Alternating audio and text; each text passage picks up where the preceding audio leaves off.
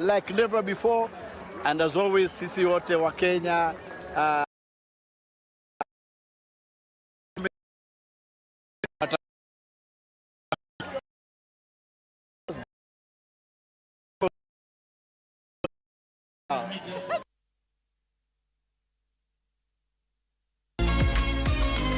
Je, ndugu Muislamu, unafahamu kwamba Nabii Ibrahim alayhi salam alinusurika kifo kwa moto kwa amri ya Allah subhanahu wa ta'ala? Ibrahim alayhi salam alifungwa miguu na mikono kwa pamoja na kuwekwa kwenye moto mkubwa sana. Allah aliamuru moto ule uwe baridi na salama kwa Ibrahim alayhi salam, na hivyo ndivyo ilivyokuwa. Nabii Ibrahim aliweza kutoka kwenye moto ule pasi na jeraha lolote. Yule ambaye tabia yake imekuwa mzuri, Mtume sallallahu alaihi wasallam anasema mimi namdhaminia, nachukua dhamana yake mbele ya Allah subhanahu wa ta'ala, Allah aweze kumjengea nyumba mtu kama huyu katika pepo ya juu.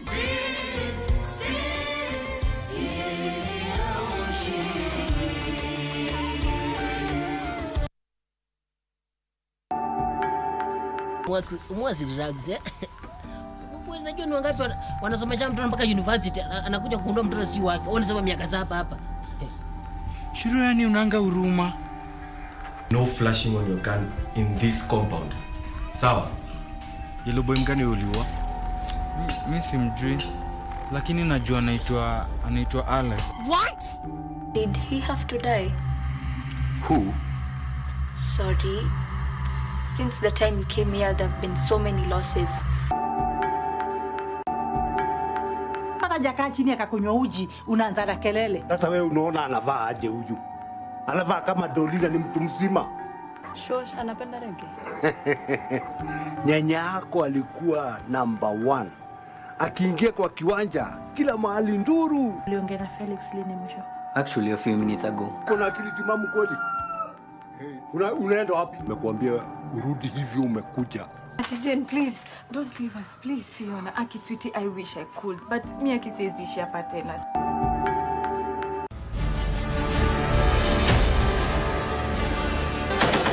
The men and women in boats, they are commanded to defend and protect the sovereignty and territorial integrity of the Republic of Kenya. Their bravery knows no limits. Make a man go through the wall without breaking the wall. Laziness. It is not in our vocabulary. But what are their stories, their tales? Military Tales, every Saturday at 9 p.m. with Ben Troy Joe.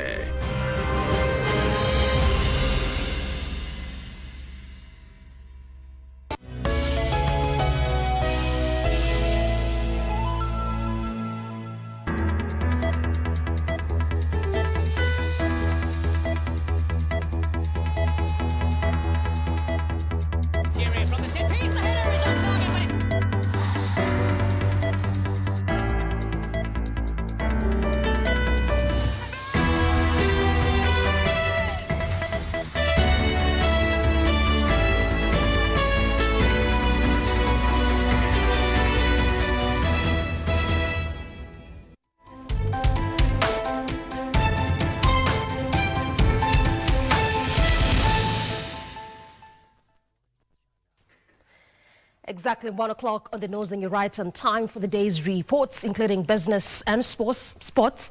Also much later, we'll be having a discussion on supporting innovation. This is KBC Lunchtime News. I'm Doreen. Arange Lensa Odingo is our sign language interpreter. And now hundreds of residents in Mihango, Nairobi County, are calling on the government to urgently intervene and help them secure a resettlement on a parcel of land previously owned by the Kenya Defence Forces. The residents said the land had been earmarked for their settlement after they were forcefully evicted from their previous homes. However, they now fear the original agreement is being derailed by individuals tasked with representing them. In a united front, the youth, women and men of Mihango are now demanding transparency and immediate government action to stop any illegal transactions and to ensure they are rightfully resettled.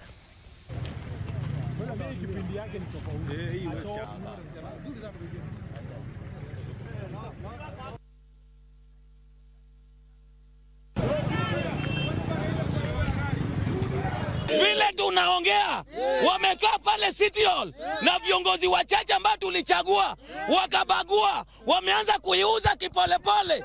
Sisi tumetengwa kando. Rais wetu tunakuomba sana rais wetu, utukubalie hii shamba, vijana wapate maplot, at least roho yao itulie, wapate hata sisi mama pia watutulie.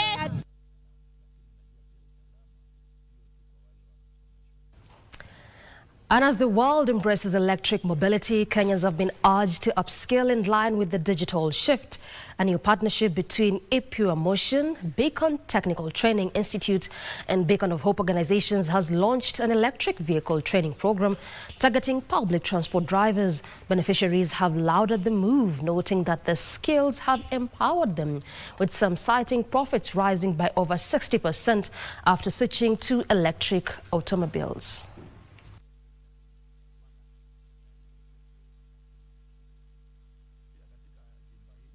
So we put together a platform that enables us to really start from the ground level, so to speak, all the way to the highest as we may.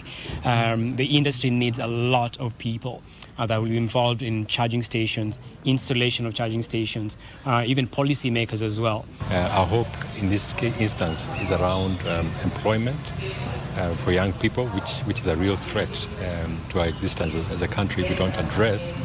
And so we see the opportunity for us to partner with an organization like Ipua that is providing mobility into the next generation. Even in other departments or in other cases that I will be, maybe I can use those factors that I gathered during the situation of studying and the processes to apply them, because they are now, or you apply them either in every direction. Yep. Okay.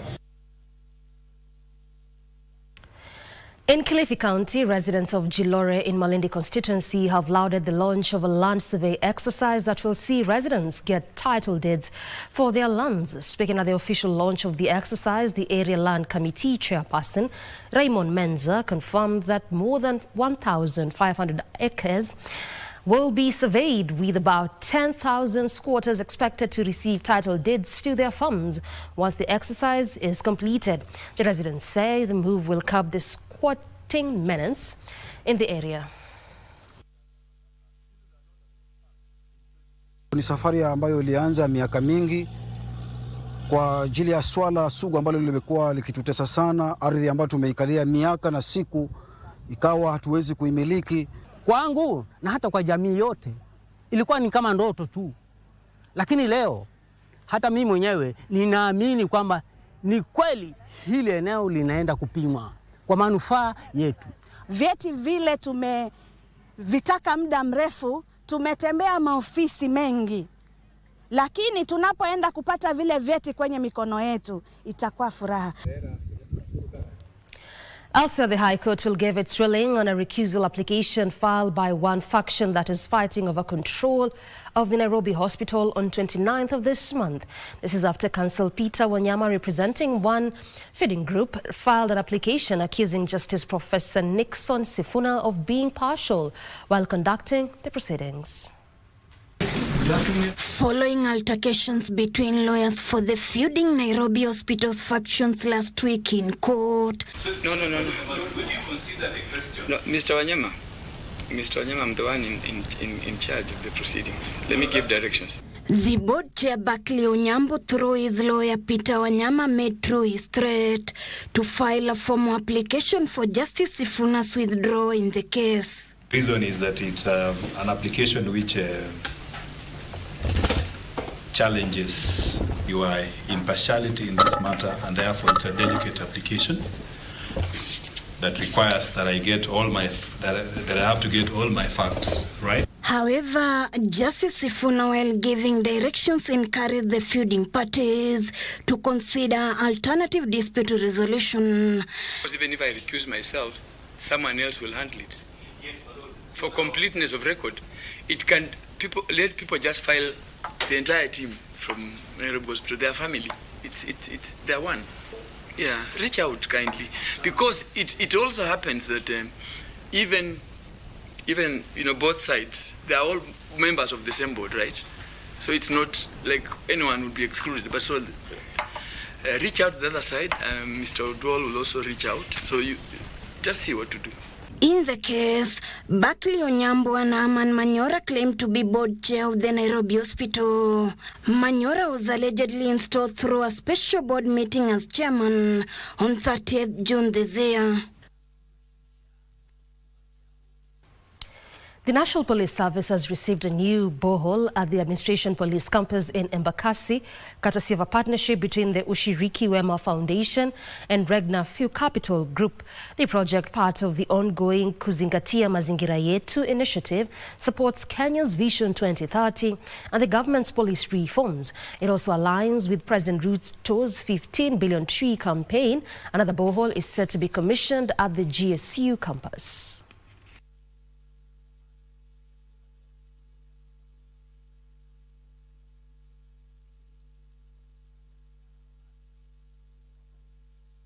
For the country's socio-economic development, and as a security agency, we also understand the insecurities and conflicts that can emanate from competition for the limited water resources. This occasion marks a momentous step towards enhancing water access for these training colleges in the National Police Service. Another borehole at the Utawala School awaits its commissioning at a later date. Today we hand over 2 boreholes, one which we already have done at the Administration Police Campus, and now we proceed to commission the one at the GSU campus. Watu wa EPTC, wakaji wa EPTC pia vile. Women in beadwork sector in the 4 counties of Laikipia, Isiolo, Samburu and Marsabit have donated over 4.6 million Kenyan shillings to support environmental conservation in the region.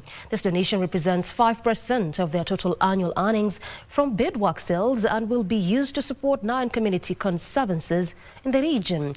Beadwork production manager at the Northern Rangelands Trust, Salma Lekomet, urged the women group to take responsibility and spearhead environmental conservation efforts to effectively reduce the adverse effects of climate change.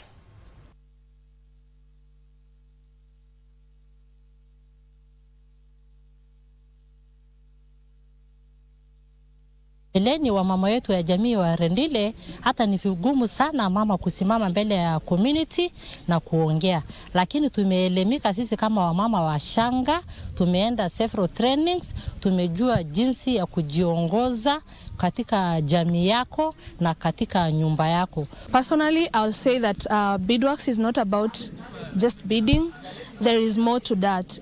Every bead tells a story of economic empowerment for a woman. Once a woman has money, it means so much. It gives her freedom, it gives her openness, confidence. The contributions that were made to the conservancies today, which you witnessed, the women giving the checks to conservancy chairpersons and managers, are then used by the conservancies for the broader mission of environmental conservation. Tulikuwa tunakuja asubuhi ya leo tukasema Warendile na Wasamburu, they are somehow friendly to the environment. Kwa sababu sijaona mahali mingi watu wakikata miti, wakichoma makaa na kadhalika.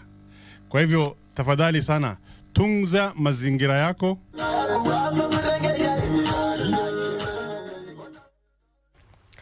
Several youth-led women's groups in Lamu County have received funding and business support to engage in small-scale blue economy ventures, such as fish product vending.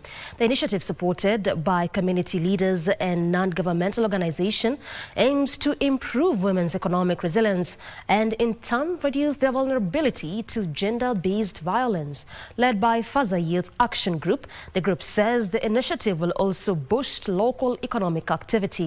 A recent report by National Gender Equality Commission revealed that many female survivors of GBV in Lamu face extreme economic hardship, leaving them dependent and more vulnerable to further abuse. Suluhisha problem nyingi ambao ziko kwenye miji yetu, kama ya kwanza ni SGBV ambao mara nyingi huku kwetu kunatokea dhulma. So if we empower the woman, it will be better, because we also know that women do not have a lot of ways whereby they can waste resources.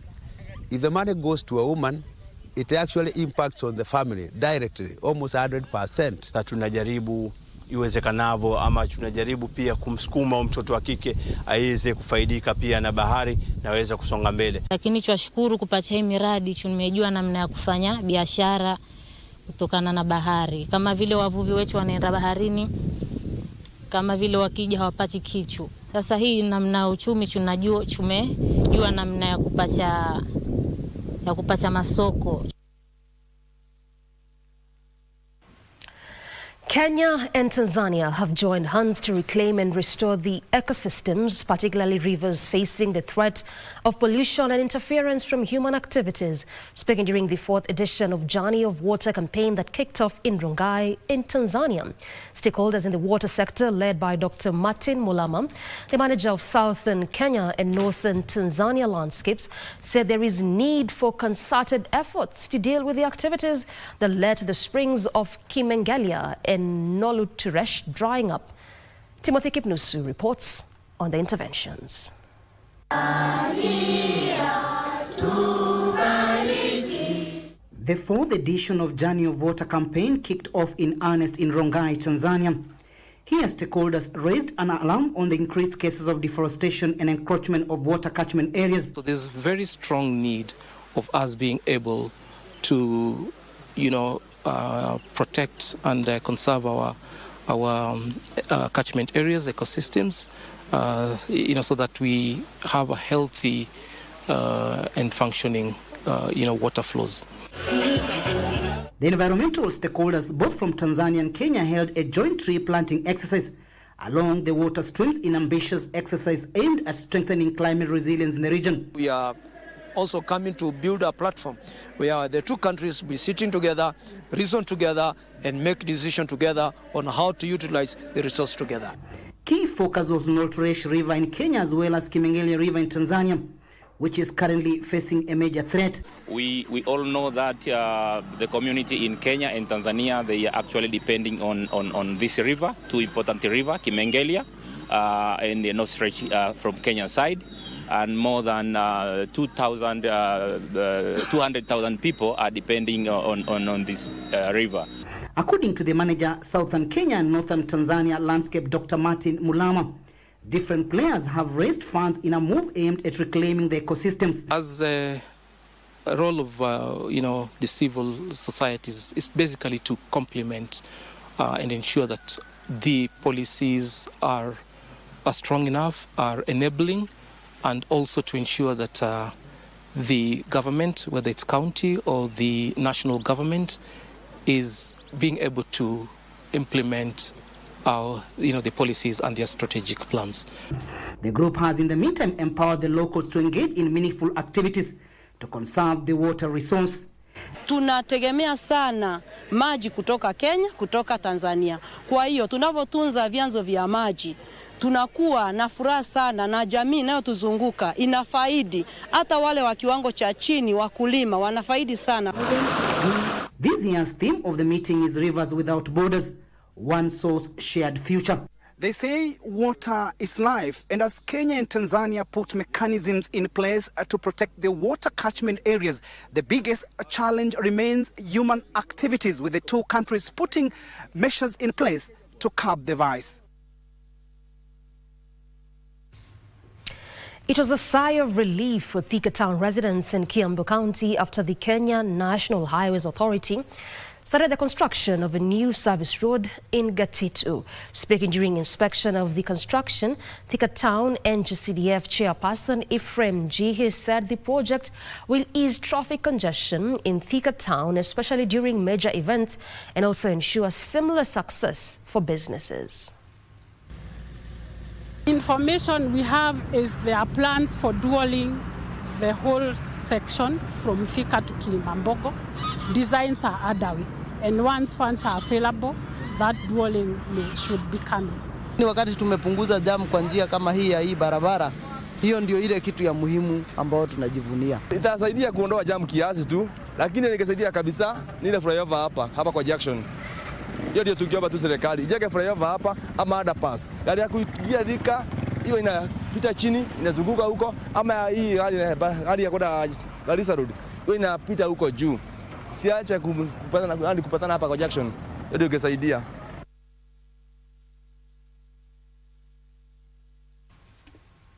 Stakeholders in the education sector have lauded the launch of a digital public infrastructure dubbed Respect, a framework that bridges the gap between developers and educators while enabling the creation of high quality and locally relevant educational tools that are designed to reflect real classroom environments. The platform will also be able to align with local languages and curriculum objectives. This was revealed during the STEMastic Adventures Africa Symposium. Speaking during the launch of Respect project at SEMASTER in Nairobi, head of Respect Africa office John Kimotho said that much of EdTech is pilot-driven and disconnected from education systems, leaving developers without clear growth pathways and teachers with tools that don't last. Respect, however, aims to lower the commercial barriers by providing all compatible apps for free to all learners and intermediaries, while paying the developers based on their apps' usage and impact. Why is EdTech not meeting its promise? To give this context, the promise of bringing technology into education is to expand the access so that each and every learner, irrespective of where they are able to get education, quality education, and to have the freedom of using that quality education all the time, what we call resilience. So we're focused on building technology that works in the lowest resource communities. All they got to have is electricity, doesn't need to be connected to the grid. Solar is good enough, electricity, and a low-end mobile phone. We have a vision that technology can transform a lot for the continent. By the year 2030, it's estimated that half of the world's young people will be in Africa. This means that we have the potential and we need to maximize it. We want to ensure that if half of the world's young people are in Africa, they have the right education, they have the right skills, and they have access to technology if desired to be able to support socioeconomic development on the continent. Principal Secretary for State Department of TVETs, Dr. Esther Moria, has officially commissioned Office of Signet Institute of Australia Kenyan chapter at the Kabete National Polytechnic. The PS says that the institute is set to offer Australian accredited programs in automotive engineering, business, health, and building and construction fields starting from September 2025. Moria noting that the programs offered present an opportunity to the Kenyan youth to gain globally competitive skills aligned with industry demands, adding that the opportunity will also help in addressing unemployment through labor mobility while contributing to national economic growth. On his part, Australian High Commissioner Dr. Wilson Kogo noted that the partnership will greatly benefit Kenyan TVETs institutes.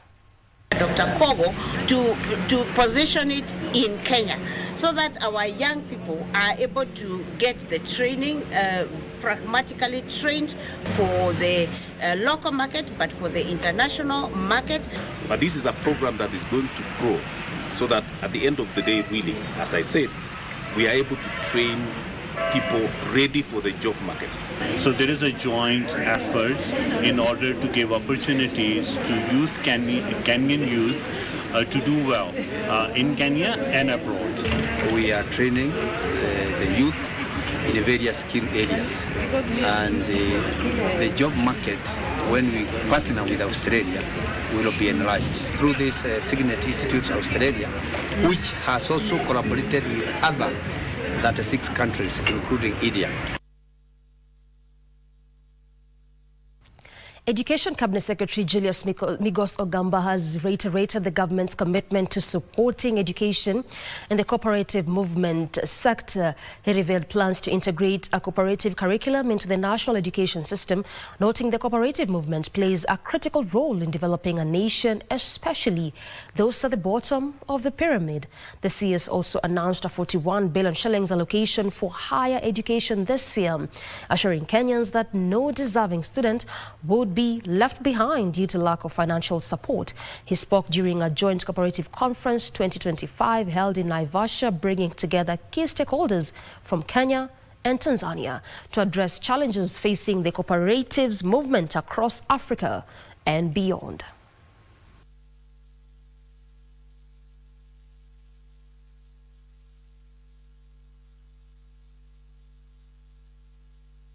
We are behind them to encourage them, to ensure that they continue scaling, and doing even much better than they are doing currently. So we are going to work with them. We'll support them. We are working and we are working with their chancellor to come up with the financing tools that are, innovative in order for other universities to pick from there. The government has set aside 41 billion to support the students, and we are continuing to ensure that no student who deserves to be in the university and who deserves to be supported by government is left behind. Tension is building in Athi River area of Mavoko in Machakos County following the ongoing land regularization process to settle tens of locals on a 1,200-acre piece of land. The beneficiaries claim the process has been hijacked by rogue brokers who are now using uniforms and masks to terrorize them. In the past 2 days, locals claim they have been forced to regroup and spend the night together after gangs destroyed several homes' entrances. They're now calling on security agencies to urgently intervene. Ruhusa ingine ikiwa imefungwa nyororo ikivuruta mlango ya parking ya mwenye hapa ya deke. Venye nimeuliza wamesema mwenye hapa akona shida ya kuwalipa. Mimi nikikumbuka venye tulifanya sensitization la shamba, tulikubaliana tulipe shamba. Mwenye hapa hajasema alipi. Mwenye hapa ameonyesha venye amejaribu kuwalipa kulingana na vile uchumi huko. Tukianzia na hii shamba iko na KCB, tukienda ile shamba ya Portland na tukienda ile shamba ya Jukuini. Sasa mimi nashangaa sana watu wanaamka asubuhi wanangolewa gate na hapa wezi wamekuwa wengi, ni dhuluma ile siliko hapo kwa hii shamba. So sisi tunaomba rais vile Mheshimiwa Rais alisema. Mahali huko mimi kama mtu wako wa mkono hapa Mheshimiwa Rais, tunaomba kitu moja. Tumechoka na kuongozwa na broker. Tuko na uwezo sisi wana Mavoko kusimamia hii shamba na tulipe KCB. A somber mood engulfed Nyamweru village in Lari constituency, Kiambu County, as hundreds of mourners gathered to bid a final farewell to popular content creator Zakaria Kariuki, better known as KK Mwenyewe. Zakaria Kariuki, who shot to national fame for his humorous impersonations of former Deputy President Rigathi Gachagua, was laid to rest Wednesday amid an outpouring of grief from fans, family, and fellow content creators. He passed away after a short illness. His mother, Dorcas Wedera, eulogized her son as a laughter therapist who brought contentment in the hearts of many. Digital strategist Dennis Itumbi pledged government support for the content creation industry. Religious leaders who presided over the burial ceremony took the moment to reflect on the nation's broader struggles. They called on Kenyans to stay united and prayerful amidst rising frustration and hardship, warning that the country is at crossroads.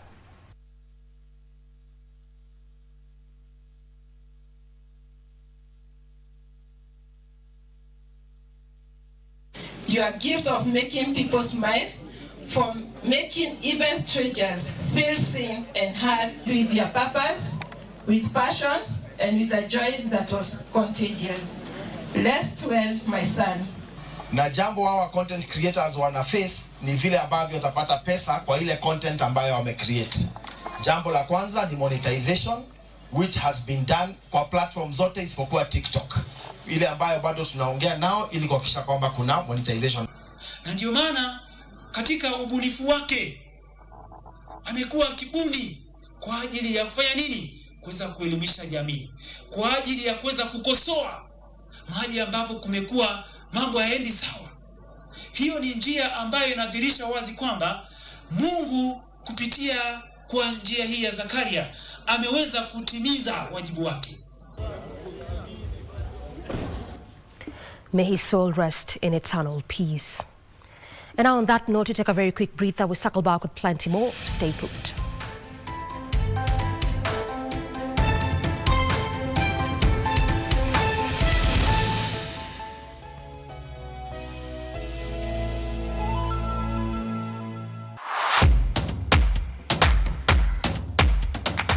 Wakenya wenzangu, this August, something big is happening. Chan 2024 is here and Harambee Stars are ready to shine. Let us come together and support our boys as they fight for glory. Tune in to KBC Channel 1 and let's cheer our boys. Because when Harambee Stars win, Kenya wins. Twende kazi, Team Kenya all the way.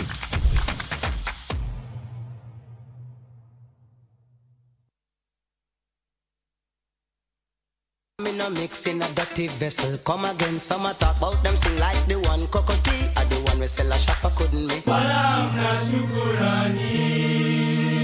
Queen of Apostle hapa tu Kasarani. Tutunze mzinga vyema, tusichafue asali. Kiswahili kinafaa kuzingatiwa hadi vyuo vikuu.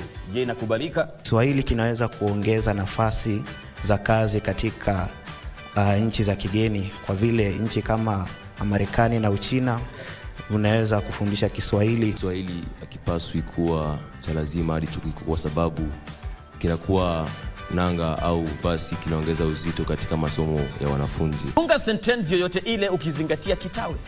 Aliumwa na kaa alipokaa chini. Leza muktadha wa dondo hili.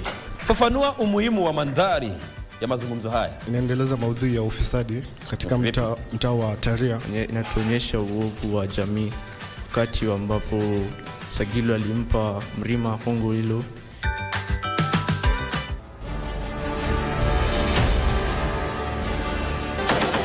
The men and women in boats, they are commanded to defend and protect the sovereignty and territorial integrity of the Republic of Kenya.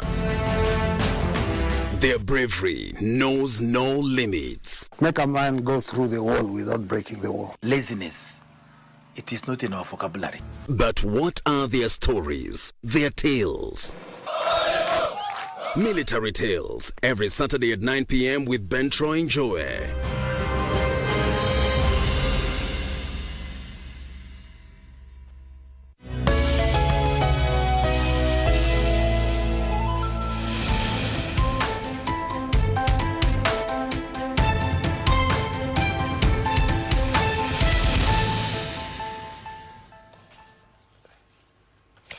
Welcome back. We continue to inform you, and now the Ethics and Anti-Corruption Commission has recovered public land valued at 104 million shillings in Mombasa. The parcel of land measuring 1.73 acres and belonging to the Kenya Airports Authority was found to have been irregularly allocated to Ajel Mahmood, the then provincial physical planner for the Coast Province. In a judgment delivered by Justice Kibunja of the Environment and Land Court, Mombasa, the land was not available for allocation to private persons. The Commission is pursuing in court the recovery of 12 other parcels of land, all hived off from Moi International Airport, Mombasa. Valued at over 2.5 billion shillings, the court cases are at various stages.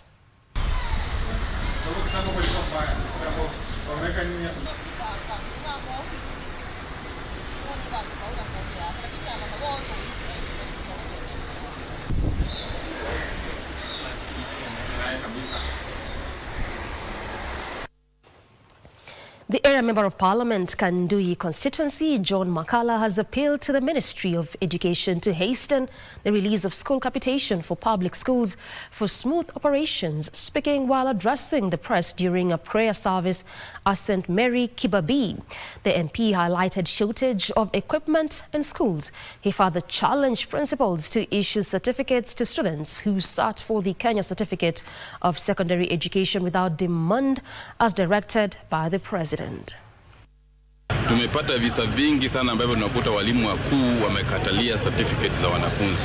Tafadhali, sera ya Wizara ya Elimu ni kwamba hakuna mwalimu mkuu yeyote ambaye atakana kukatalia certificate ya mwanafunzi. Waweze kuachilia hizo certificates kwa wanafunzi wote.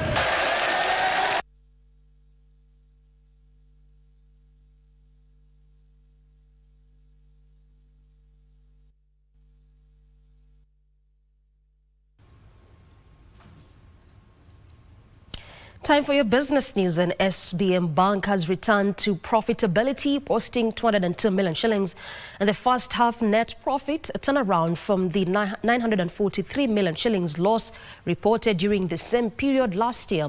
The profit was mainly powered by higher net interest income that nearly doubled to 1.84 billion shillings. The stock of net loans and advances to customers increased to 45.7 billion shillings, up from 43.6 billion shillings a year ago. From this, the lender earned 3.05 billion shillings in interest income. The main drivers for profit growth in half one of 2025 was largely, I would say, all the elements on the execution of our strategic plan. We saw the balance sheet growing. We saw our total assets grow by 14% to 105 billion shillings. We saw our deposits grow by 37% to 76 billion shillings. Now, all of this resulted in operating income growing by 68% to 2.8 billion shillings, and our operating costs went down by 5%. This, in addition to the 2.1 billion shillings interest income from government securities, was key in pushing up the total interest income by 7.9% to 5.4 billion shillings. The lender also saw its total non-interest income rising 976.4 million shillings, mainly on account of higher foreign exchange trading income. On the other hand, total interest expenses reduced from 4.1 billion shillings to 3.6 billion shillings on account of lower deposits from other banking institutions. And gross non-performing loans rose from 14.6 billion shillings to 16.8 billion shillings, prompting the lender to increase the loan loss provision to 7.6 billion shillings. The lender's total asset grew to 105.7 billion shillings, up from 92.6 billion shillings as at June 2024.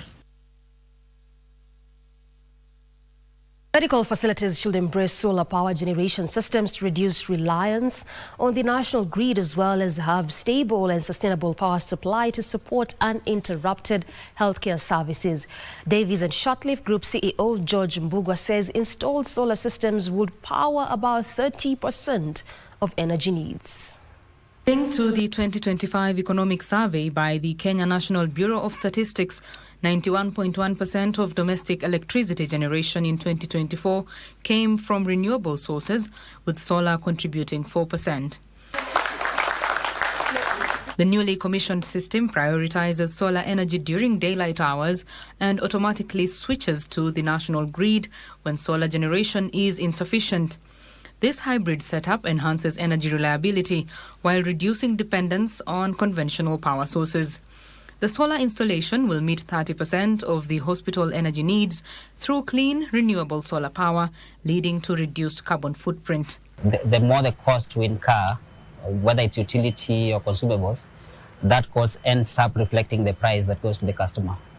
So in managing or reducing our utility cost, then it means that you're going to provide care more efficiently to our customers. So solar is kind of predictable, so that we're going to have more predictable source of renewable energy as compared to probably other sources of energy. With this system now, the primary source of power really is solar, and then the next is Kenya Power. And only maybe at night, if there is a major blackout, they would have to use a generator. The grid tie systems are cost effective due to their low maintenance and a lifespan of up to 25 years. Practical features such as rooftop walkways and water points are incorporated to simplify panel cleaning and maintenance, ensuring long-term efficiency. That's an example of how an institution can be environmentally friendly by reducing emissions, the emissions into the environment using the solar power. There are institutions like these, there are schools, there are farms, and entities that need to be more efficient, need to have a better value from their resources. Betty Kiptum, Lunchtime News. Right, time for our conversation right now, where we center our focus on supporting innovation. My guest is already here. That is Mahmoud Noor, who is the chief mentor at Swahilipot Hub Foundation. Karibu sana, Mr. Noor. Asante sana. All right, Asante sana. So let's just broach this discussion with a better understanding of what you do at the hub in terms of supporting innovation ecosystems across the coast region where you're situated. Yeah, I think for us at Swahilipot Hub Foundation in Mombasa, we were trying to fill a gap where innovation, technology, all that was centered in Nairobi. And then we thought it will be unfair for a lot of the people, and especially young people, because when you're talking about any Kenyan, it is because of over 75% of Kenya is below 35. Yeah. So whenever you're talking about Kenya, it's by default it's young people.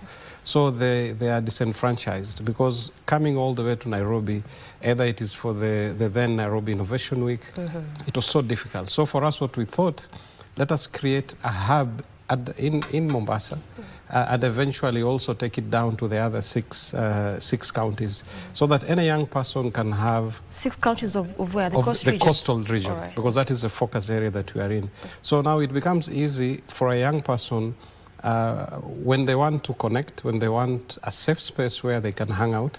Because for us, we wanted to create a place where instead of you hanging in the Maskanis, come and hang in a place where you can meet like-minded people, or mentors, or role models, people who are doing great things either in business, in technology, in creatives. So that is how we created the space. And then we also thought of, every year we were coming to Nairobi Innovation Week. Okay. So from 2018, we thought, why don't we have Pwani Innovation Week?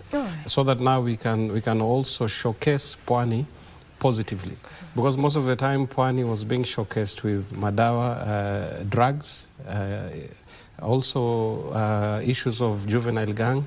So we wanted also to showcase Pwani in a positive way. Okay. Yeah. So what kind of activities are there that you do for these young people? And as you respond to that, tied with this Pwani Innovation Week, and what exactly is going to look like? No, for us, like I've said earlier, somebody can have an idea. But how do you take the idea forward? So what we do at Swahilipot Hub Foundation, and also with the ecosystem, is first to help them take the idea into the next level. Okay. Number one, issues of intellectual property. So what, like mentorship? Yes, mentorship. All right. Yeah, so, and part of the mentorship is you can have an idea that can easily be stolen. So how do you start by protecting the idea? And then secondly, what other skills do you need so that you make it better? And then the idea needs to make money. The idea needs also to solve certain societal problems, because you've seen an opportunity, and then if you're not monetizing it, if it cannot make money, because eventually it needs to earn you something and also employ other people. And then once you've done that, we also attach you to the different enablers. This can be in government. For example, you have a product that you want it to be in the shelves.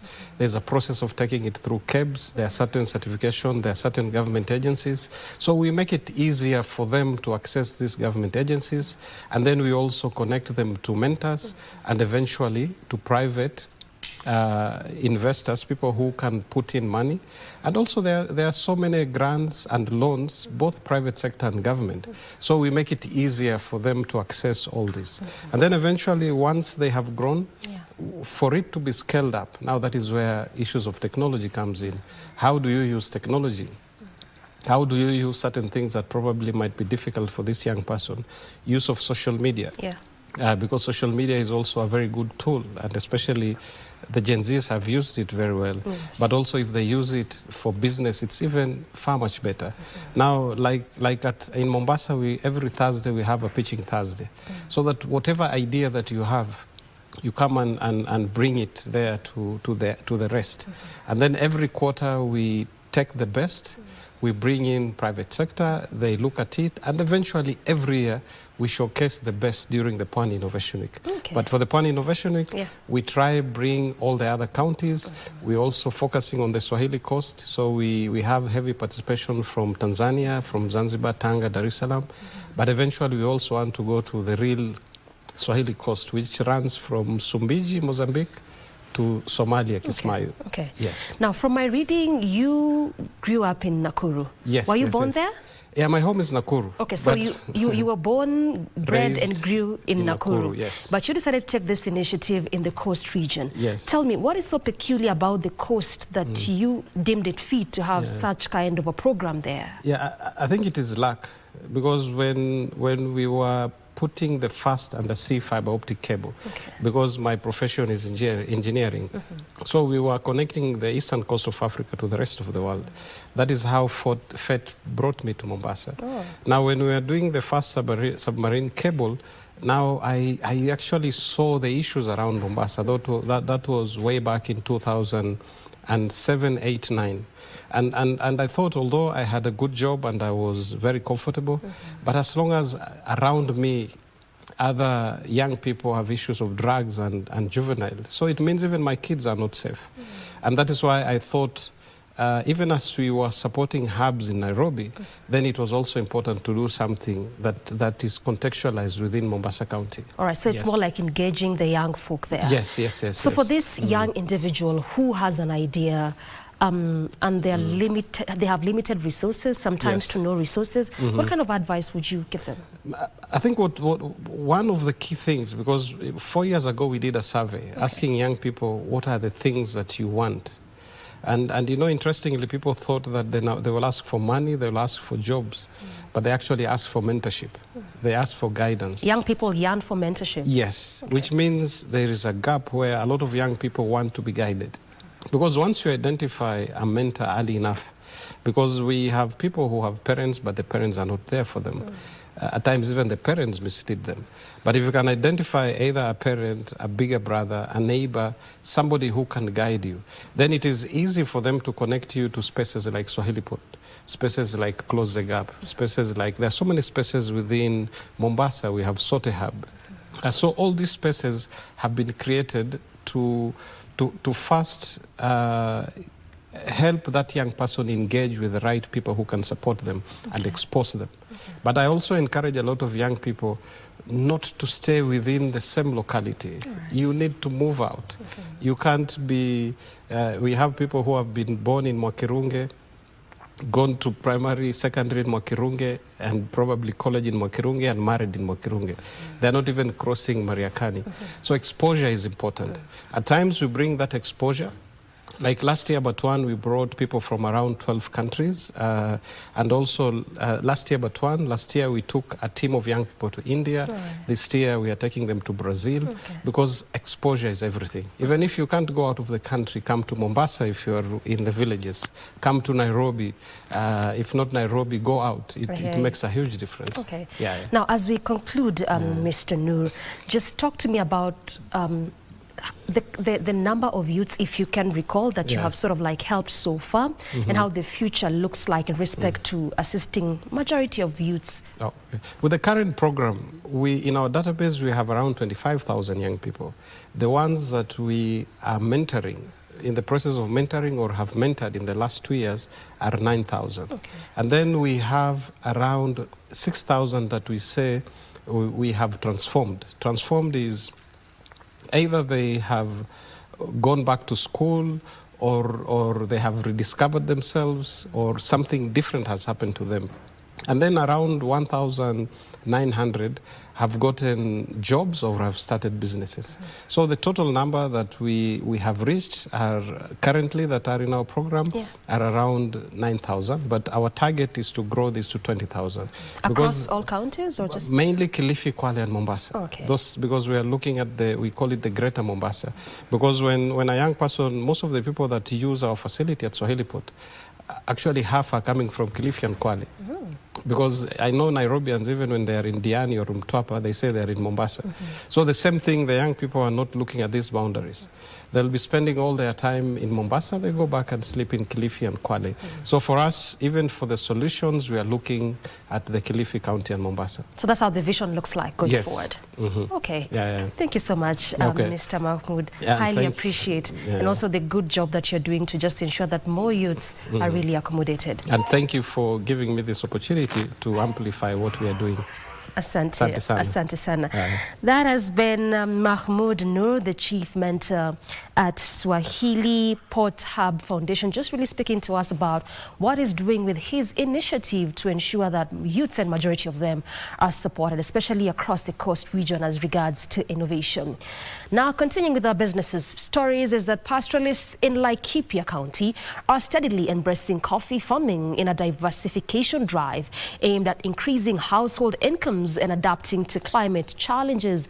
About 23,000 coffee seedlings have been distributed to farmers, with more expected to be availed. To support the initiative, 10 agricultural extension officers have undergone specialized training on coffee production and management at the Coffee Research Institute.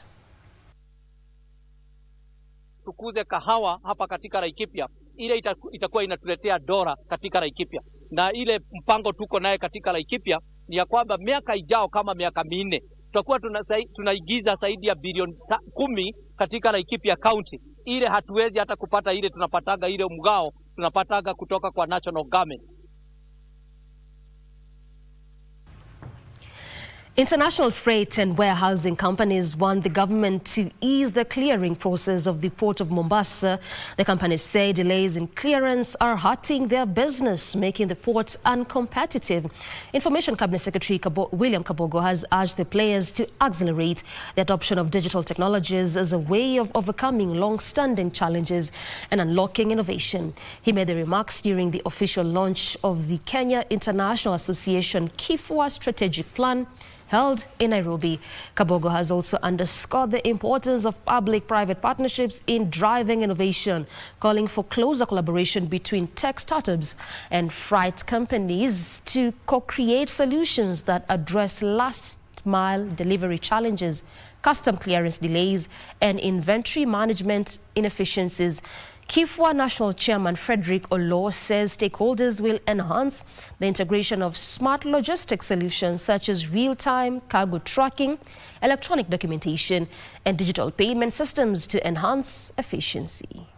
KIFWA Strategic Plan 2025-2030. As you know, digitalization has got its own challenges. It's not something that you enter today and it's done. We learn progressively and improve.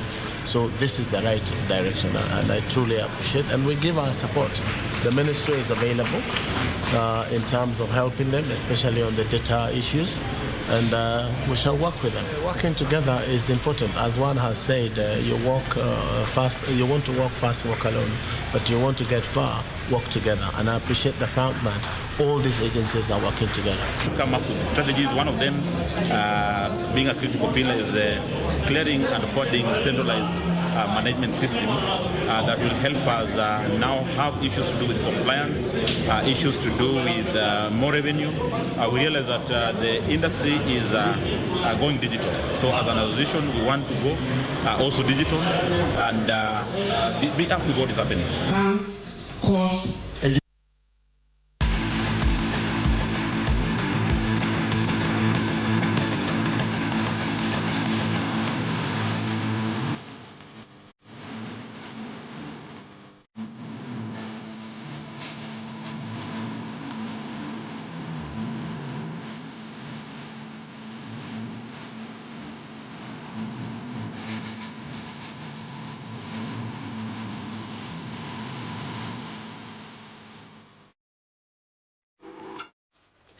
Time for your sporting action, and Harambee Stars head coach Benny McCarthy has named his final 25-man squad for the 2024 African Nations Championship CHAN, set to kick off on the 2nd of August, which will be co-hosted by Kenya, Uganda, and Tanzania.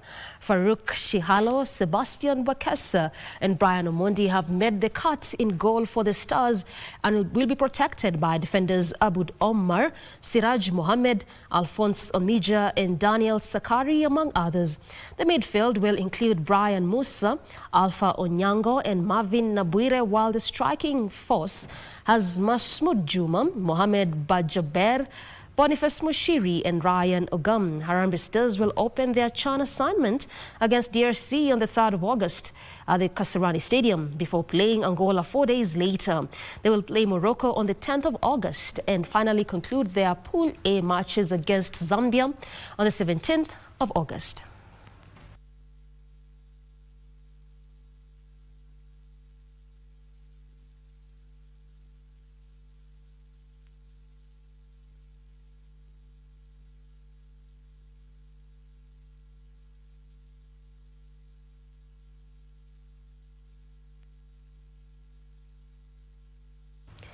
This year's National Rugby Sevens circuit, which is set to commence this Saturday in Mombasa, has received a financial boost of 15 million shillings from SportPesa, reigning champions Kenya Hurricane headline Pool A, where they will battle Most, Blackbird and Mwamba RFC.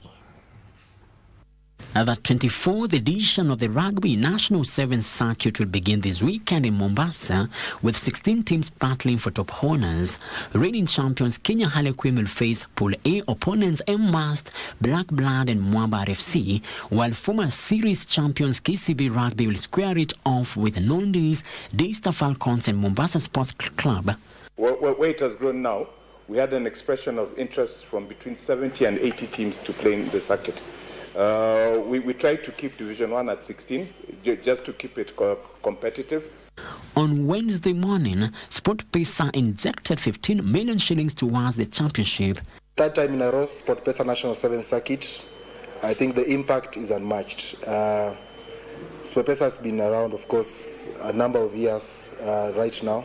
We are part of the rugby ecosystem and environment pre-2019. Then we had a bit of shakedown. When we came back, unfortunately, we came back into unfortunate relegation.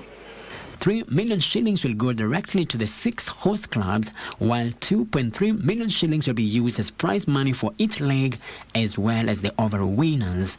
In each leg, the winner of Division 1 will get 100,000 shillings, the runners-up 50,000 shillings, and third place 25,000 shillings. All is set for this year's National Sevens Circuit, which is set to commence on 26th in Mombasa with the Driftwood Sevens, as Kenya Rugby Union will be hosting a total of 6 legs. 4 elite golfers are set to benefit from a major sponsorship boost from Britain in the ongoing Professional Golfers of Kenya Equator Tour, whose second leg began today at Limuru County Club. The insurance and financial services provider has pumped in 3 million shillings to support Hesbon Kutwa, Kopan Timbe, Simon Gige and Simon Jogu through the 11-leg series. The initiative is part of a broader mission to build sustainable and inclusive environment for professional golf in Kenya.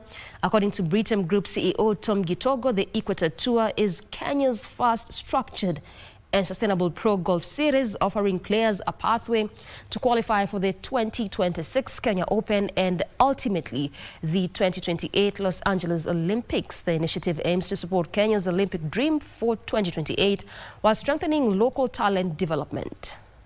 I think we thought that preparation will make the difference. Preparation is the same as equal as the results. And that's why this sponsorship majority now goes through what we call the player development plan. So it is not just the corporate sponsorship. They are now part of the family. They are now part of the Britam family.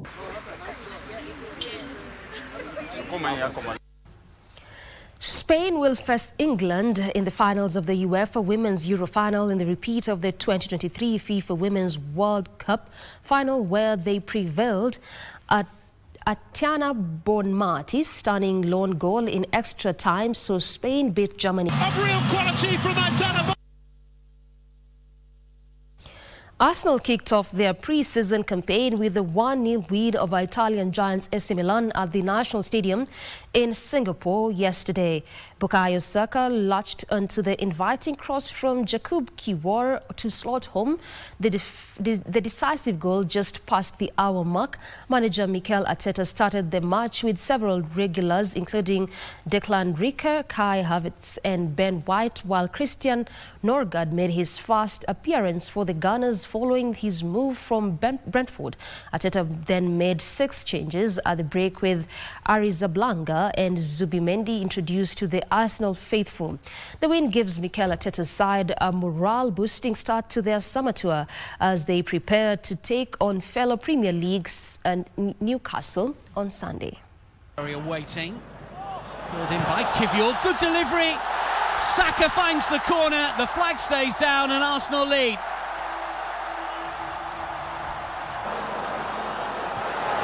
Shot taken on fairly early.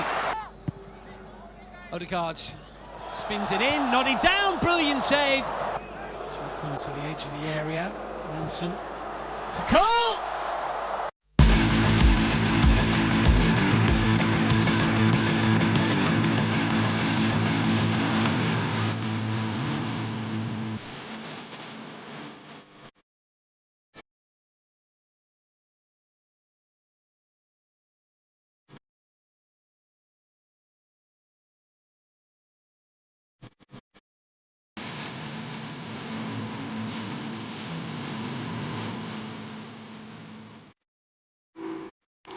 And that's all the time we had for you this afternoon. Thank you so much for making time for us. This has been KBC Lunchtime News.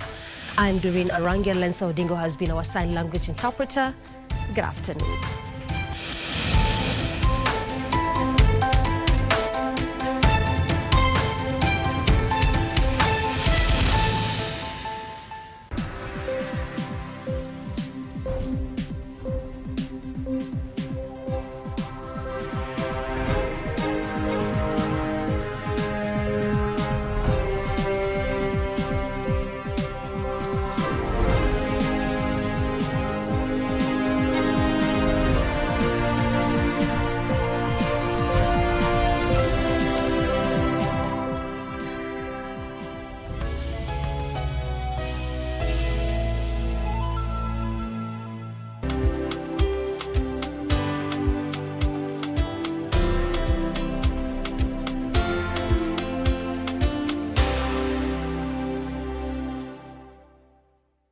Wakenya wenzangu, this August, something big is happening.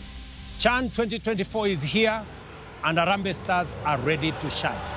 Let us come together and support our boys as they fight for glory. From the first whistle to the last goal, let us cheer loud and proud. Tune in to KBC Channel 1 and let's cheer our boys. Because when Harambee Stars win, Kenya wins. Twende kazi, Team Kenya all the way.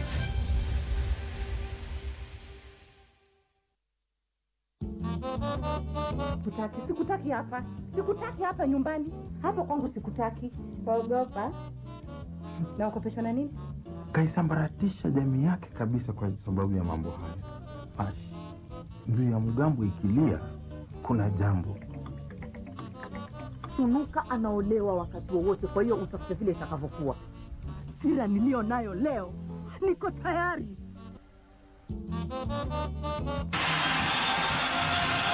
And Lamin Camara with his first career goal. Ni muda wa kuhesabu kwa ajili ya kusherekea fasili na asili ya soka barani Afrika, ligi za ndani na magwiji wasiotambulika. Mangeni Alvin anaichanja ndani uzuri, David!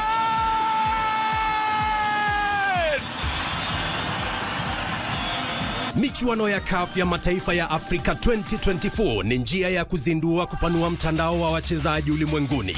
Timu itakayoshinda itazawadiwa dola za Marekani milioni 3.5 pamoja na kujivunia kulinyanyua kombe hilo.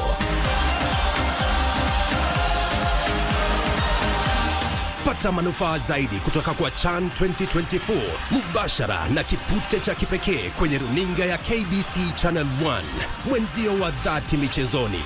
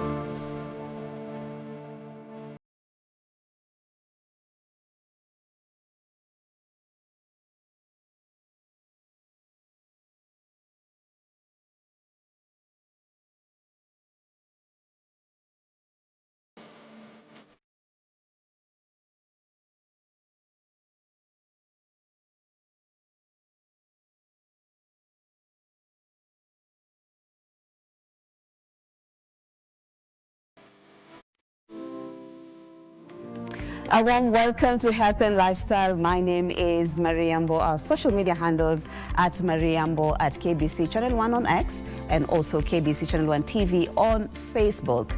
Now, in the battle against cancer, accurate and timely diagnosis is crucial. And so today we want to look at technological advancement in as far as diagnosis and treatment of cancer is concerned. So stay tuned. Coming up in the program. You see, this is the brain, and you are seeing, we call it hot area. So this is basically the FDG just been taken or used by the brain. So this is actually basically FDG which has been used. These are disease. So these are, we can actually always evaluate and check from normal, differentiate between normal and abnormal uptake. From detection to treatment, PET scans transform cancer care. Monitoring cancer progress with PET scan imaging. So the essence of radiotherapy is to spare the normal tissue as much as possible and treat and kill the cancerous cells as much as possible. Robotic radiotherapy. We look at how CyberKnife delivers focused cancer treatment. And on Good Practice, we share health tips for early cancer detection. And to our first segment, PET scan or positron emission tomography scans are transforming the way doctors detect and manage this complex disease. As a result, PET scans are becoming an indispensable tool in personalized cancer care, helping to tailor therapies and improve patient outcomes. Here is a look at how the PET scan works. In the fight against cancer, seeing clearly is everything. Today, advanced imaging technology is giving doctors powerful new tools such as a PET scan. So PET machine is basically positron emission tomography and CT scan. So what we do basically is we image patients with various diseases. Mostly we do for cancer patients, about 99% of the cases here. We also do images like the cardiac imaging for PET-CT and also brain imaging for PET-CT. PET scans are particularly helpful in detecting cancers like lung, throat, lymphoma, colon, and even certain brain tumors. So for the patients who normally require a PET-CT scan, for cancer we use it for number one is for staging. So you've been diagnosed with cancer and we don't know you are at what stage. So you'll be sent for a PET-CT scan to stage this particular cancer. Number two is patients who are actually on treatment and we want to figure out or find out if the treatment is actually working. So they'll also be sent for PET-CT scan to confirm the response to treatment. Grace was first diagnosed with cancer in 2022. I was diagnosed with a type of cancer known as Hodgkin's lymphoma. Yeah, it's a type of cancer that affects the lymphatic system, particularly the lymph nodes. Today, she's here for a second PET scan to track the progress of her treatment. When I completed the first-line chemotherapy, it was 6 cycles, and there was no change, like the tumor came back. And that's when I was started on second-line chemotherapy, and luckily I finished last year, December. They want to check if the medicine worked, but as for me, I feel okay. The process of preparing a patient for PET scan includes the uptake phase. The patient is injected with a radioactive tracer known as fluorodeoxyglucose FDG. Cancerous cells are known to consume more glucose than normal cells. So our body normally, we have the brain which works throughout. Your heart keeps on pumping blood throughout. So they will also use this small amount of radiotracer which we gave you, but from that we can always tell to what percentage has it been utilized. So you find we normally have, when we're doing our reporting, we have markers which now direct us and which actually can confirm to us that this is normal uptake and this is not normal. After the injection, she rests for about 45 minutes to an hour to allow the tracer circulate through the bloodstream. The scan takes detailed images capturing areas where cells are working abnormally. So now, like, we have this patient who was sent. This is a cancer patient. Of course, I won't disclose the name. So if you look at this image, this screen here, you see this is the brain, and you are seeing, we call it hot area. So this is basically the FT just been taken or used by the brain. And then if you go towards the neck, this is the neck, you also see this area. We call it a hot section. So this is actually basically FDG which has been used. These are disease. So these are we can actually always evaluate and check from normal, differentiate between normal and abnormal uptake. Treating cancer is an expensive affair, and so registering with the Social Health Authority SHA is important to avoid inconveniences in case of positive diagnosis. They just come, we confirm if they are they qualify for the PET CT scan, and we just advise them on the preparations methods, and then when they come, they don't pay anything. SHA is actually covering everything for these patients. From early detection to tailored treatment, precision imaging like PET scans is redefining how we see and treat cancer. For cancer patients, it's more than just a scan. It's a lifeline. And on that note, we take our first break, and I'll be back with the Integrated Molecular Imaging Center at the Kenyatta University Teaching and Referral Hospital. Just wanting to understand, what does it all entail? So stay tuned.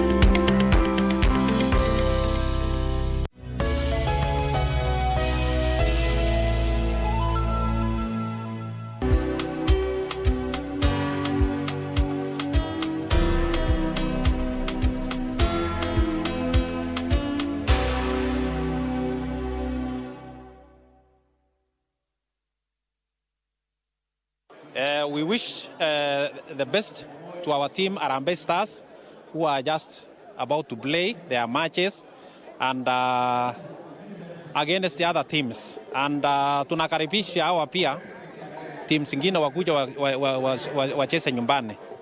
This is Kenya, home of champions, home of runners, and we welcome them. Na tunasema raia wote wa Kenya wote tuchukue nafasi hii to tune in, tukisupport timu yetu tunapokaribisha wale teams ambayo wanakuja kucheza mpira.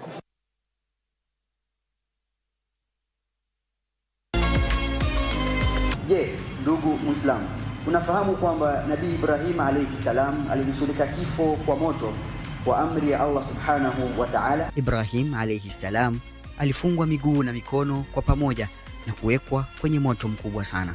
Allah aliamuru moto ule uwe baridi na salama kwa Ibrahim alayhi salam, na hivyo ndivyo ilivyokuwa. Nabii Ibrahim aliweza kutoka kwenye moto ule pasi na jeraha lolote.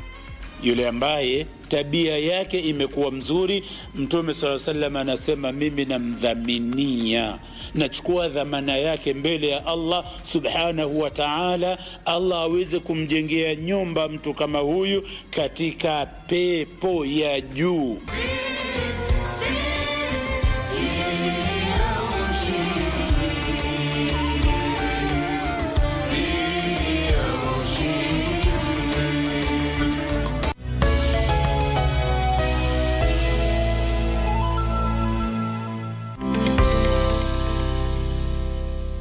A warm welcome back to a second segment where the Integrated Molecular Imaging Center at the Kenyatta University Teaching, Research and Referral Hospital is at the forefront of cutting-edge medical research and diagnostics, revolutionizing the way diseases like cancer are detected and treated. Now, with extensive expertise in molecular imaging and cancer biology, Dr. David Wanje, a radiopharmacist, is spearheading efforts to harness advanced technologies such as the PET scan to enhance precision medicine. Let's listen in. This is a cyberknife treatment room. So this behind me is the cyberknife treatment machine, and we are in the radiotherapy department. The first thing that we need to do is to take, I'll say in a simple layman's language, we take a virtual image, a virtual patient. So we'll take an image of that patient in a certain predetermined position and setup. So that position and setup is the one that will be used to produce every day for the entire course of treatment. Once the patient walks in, there is a predetermined form that they have filled, that this is where they need to be treated. So depending if it's a pelvic region, if it's an abdomen region, if it's a head and neck region, so we'll use special immobilization device. This special immobilization device, they are just to help us to produce that position or that position of the patient every day in the entire course of treatment. So once we've taken that, we've prepared the plan for the patient. The first thing is that the patient will go to the triage, to the nurse, to take some vitals, because we need to make sure that the patient is okay to take treatment. Because now, if the patient is not okay to take treatment, the radiation cannot do what it's supposed to do. So once the patient comes in, this is a treatment coach. So this treatment coach is actually the same. It's a replica of the coach that we use in the CT scan. So the CT scan or the CT simulator has the same coach as this one that we use now, to place the immobilization device. So as you can see, this is a patient mask. So this mask is used to, let's say, this is a case for a head region treatment. So you're supposed to hold this region, this neck, this head in a specific position every day during the entire course of treatment and during the time of treatment. So we place this immobilization device or this mask on this coach as it was placed during CT simulation. So the patient will lie here, we immobilize the patient. After immobilizing the patient, we confirm that the patient is comfortable. After confirming, we'll go and deliver the treatment from the control room. Once we've set up the patient on the treatment coach, this is how we come and deliver the treatment.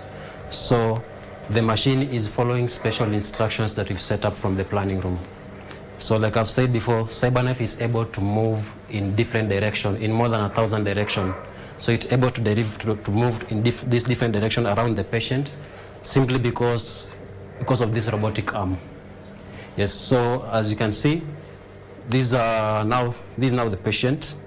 So the robotic arm will position the linac in that specific position for it to radiate the area of treatment.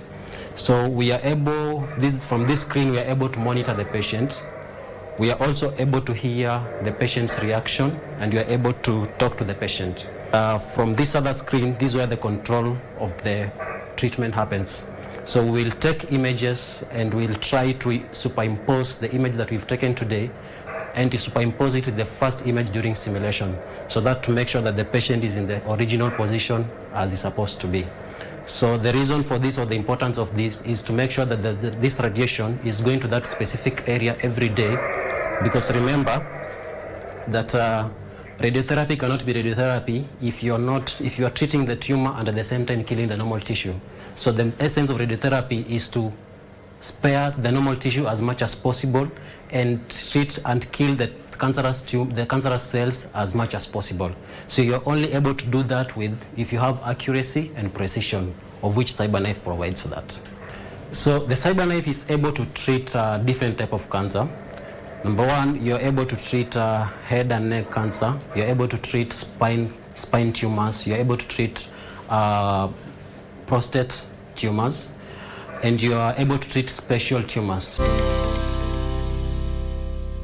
So thank you so much for keeping it KBC Channel 1. We've been talking about cancer diagnosis. We've taken you through the PET scan machine, and you've learned what it's all about. We've also taken you through the cyber, knife machine. And some of you are thinking like a cyber knife should have a knife, but by now you know there is no knife about it.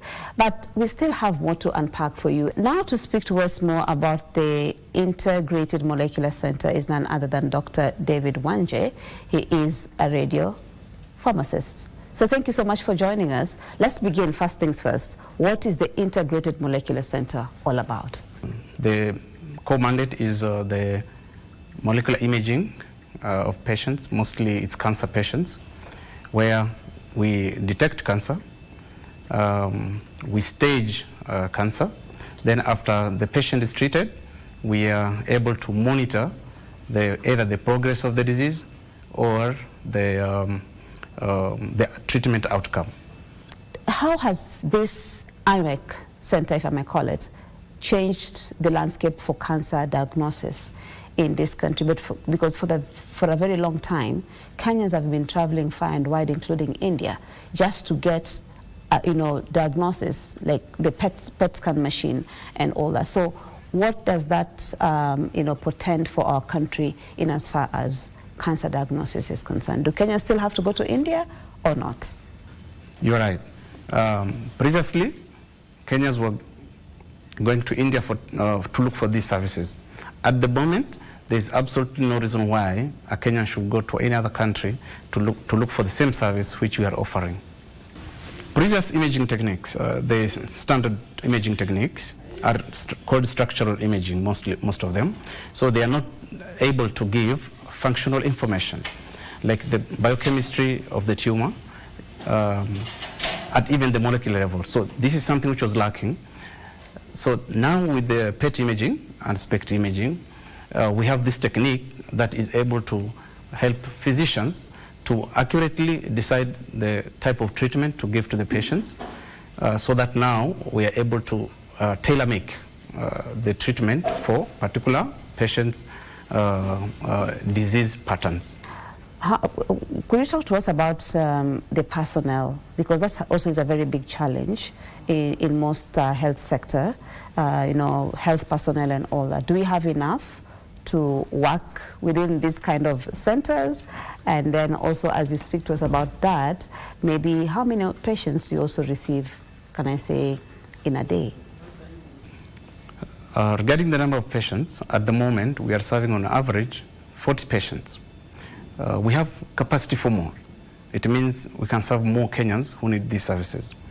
And as you mentioned about human resources, it's a challenge, especially regarding nuclear medicine physicians and nuclear medicine technologists. Most of our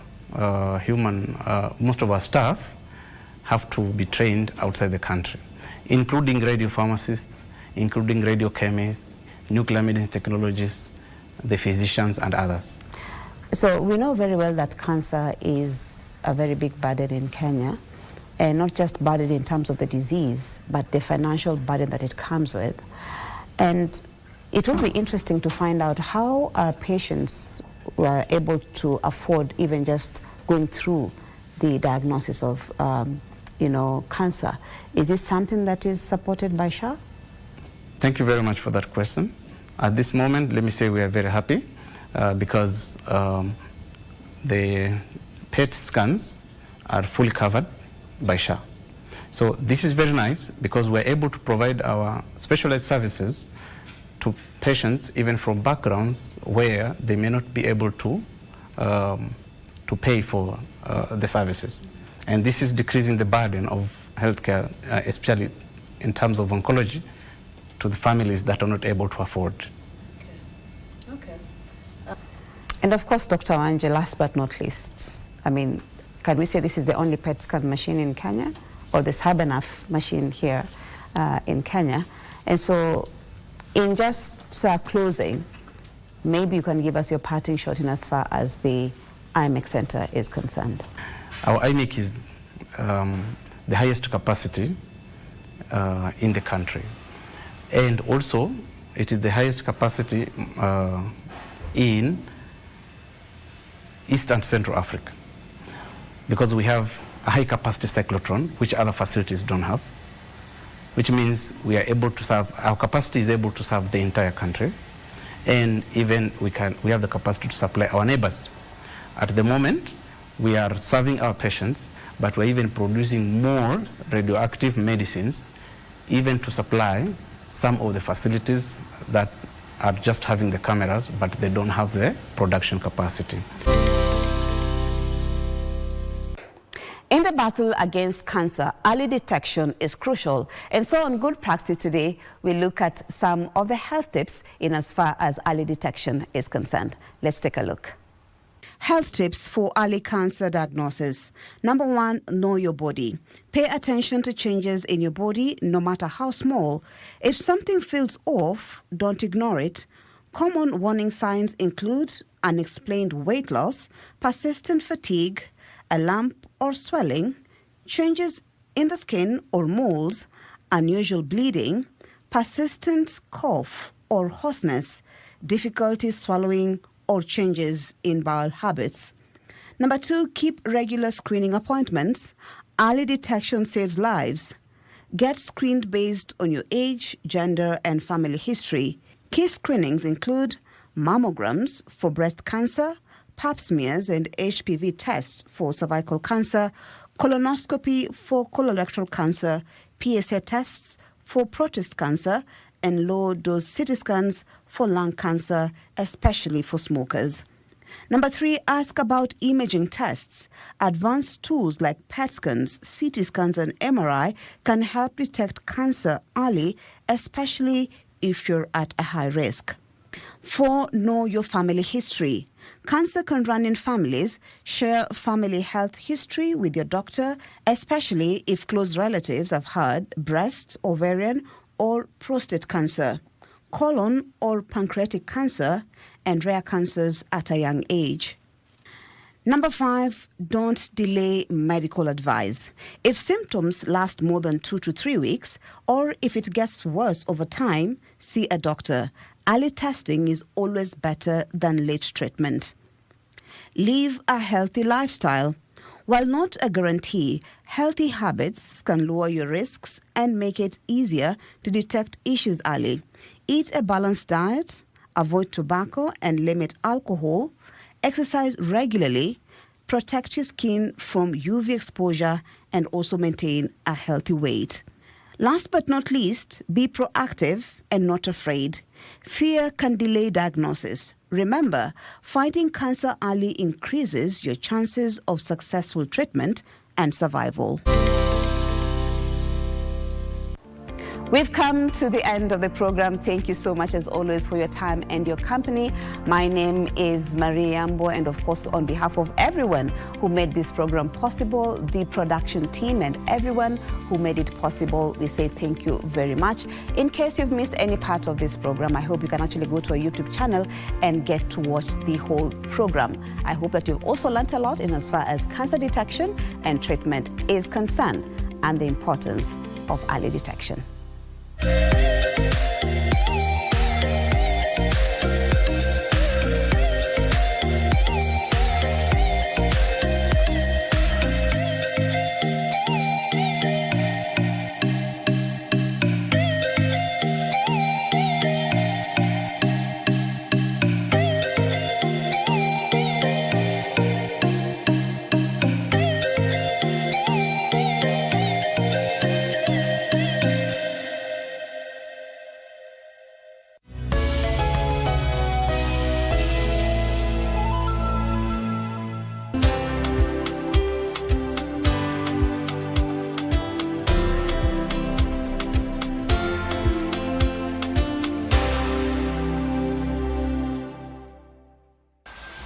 Mimi ni Salim Mvurya, waziri wa masuala ya vijana, uchumi bunifu na michezo.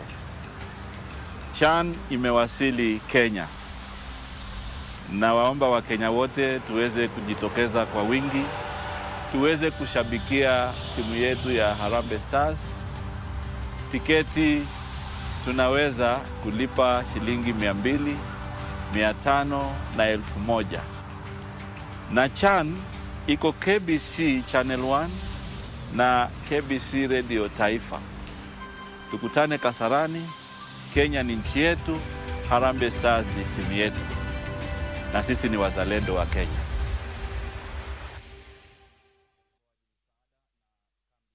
Differently. Life is not easy for us. Although the government has kept aside the 5% employment for us, but when you go to the ground, things are different. Ask themselves one simple question. If I had a disability like so-and-so, like so-and-so, like so-and-so, how would I want to be treated? That feeling of those with disabilities, that they are unwanted, that they are not good enough, is something that we must continuously challenge. You're really going to be inclusive. You need to have people with lived experience, but most importantly, you need to listen to them. You don't just have them there as props so you can say you've differently.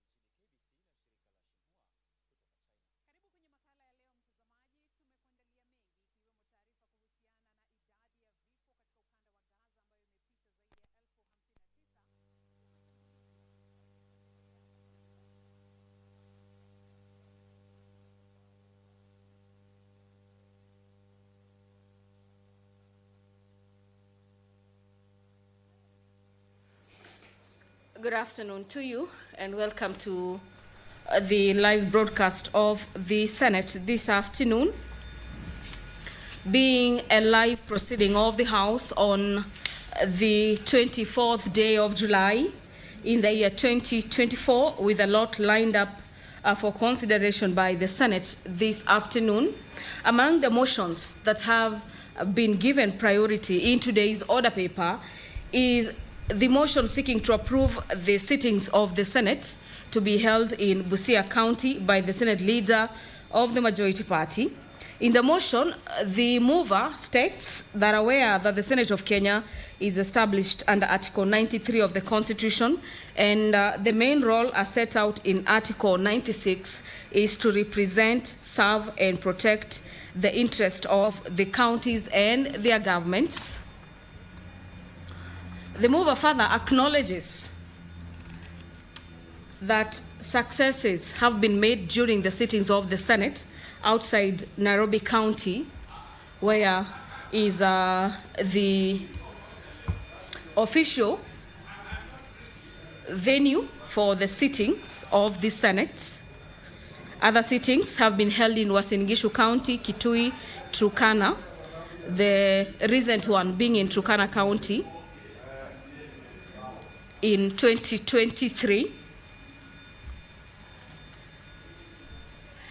Further acknowledging the recommendations of the Senate Business Committee that a sitting of the Senate is to be held away from the traditional premises of Parliament buildings during the term of the 13th Parliament, and the subsequent resolution by the Senate made on the 8th of March 2023 to hold the plenary and committee sittings in counties for a period of 1 week within the month of September for every session of the 4th Senate. This is except during an election year.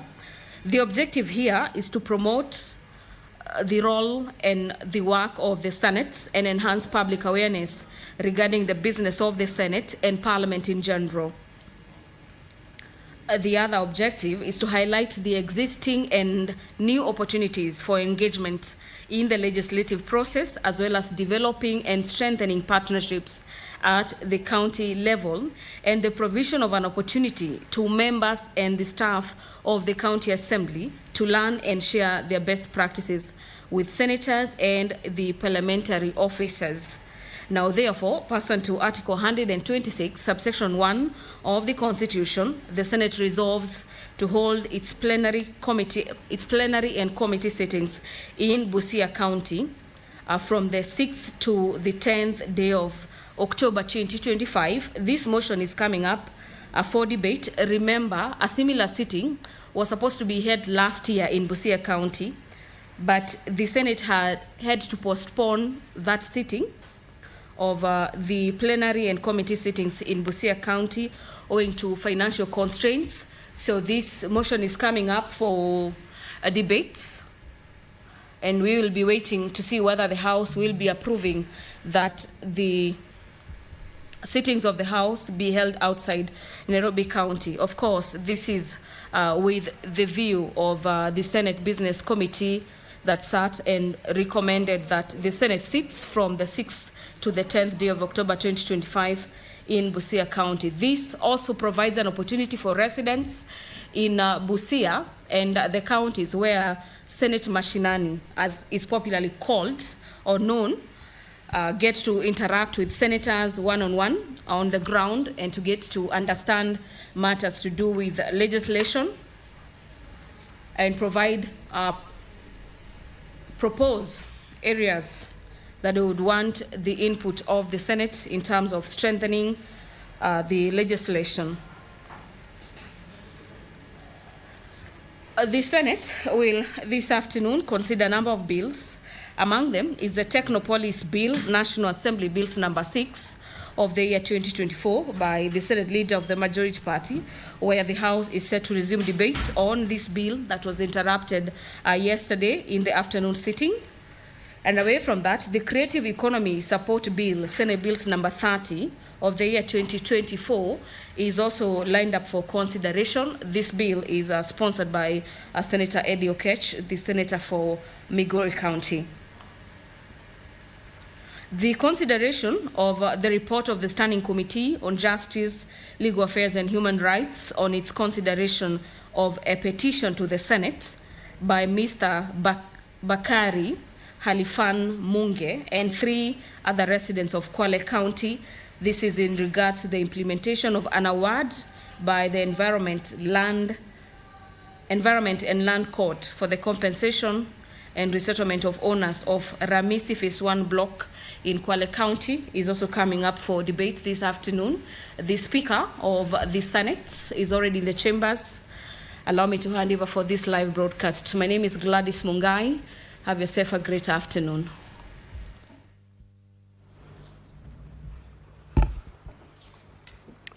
Na tuombe. Ewe Mwenyezi Mungu, twakusihi tutazame kwa neema nyingi na baraka sisi watumishi wako ambao umeridhika kutuita kwa nyadhifa za uongozi katika jamhuri hii yetu. Twakuomba tuwajalie tuyatende na kufikia mambo yote yatakayofikishwa mbele yetu kwa njia ya haki na uaminifu, ili kustawisha amani, ufanisi na heri ya nchi yetu na wale ambao haja zao umeskabidhi mikononi mwetu. Amen.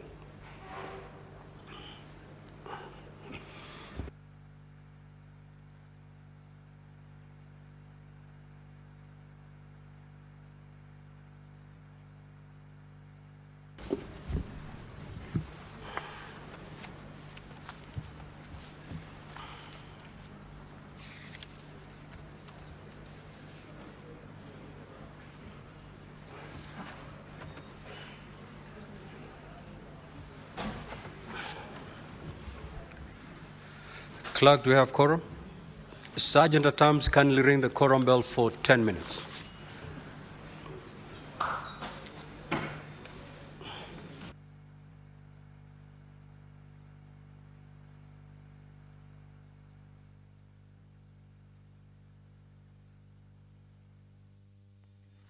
The business of the Senate has officially commenced this afternoon,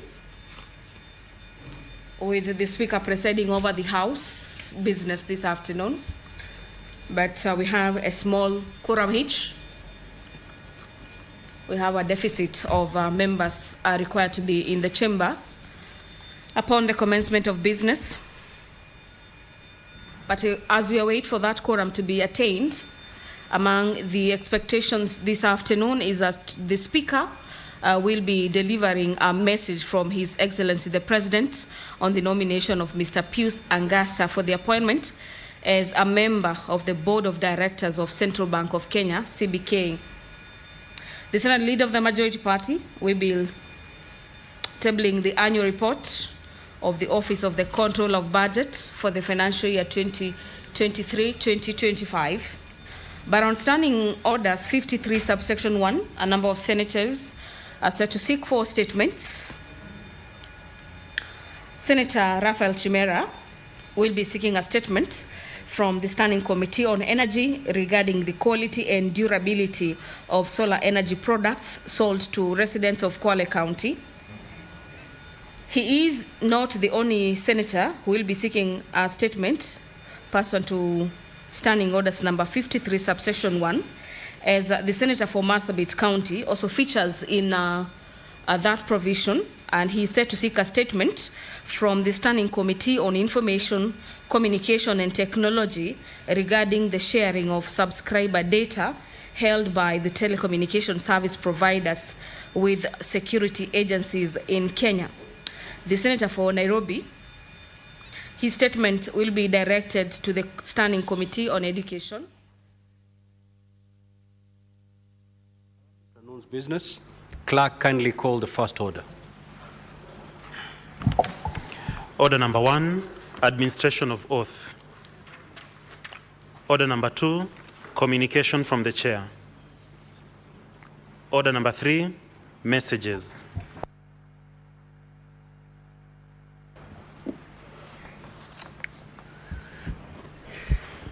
Now, honorable senators, I wish to report to the Senate that pursuant to Standing Order 47.1, I have received the following message from His Excellency the President on the nomination of Mr. Pius Angasa for appointment as a member of the Board of Directors of the Central Bank of Kenya for consideration by Parliament.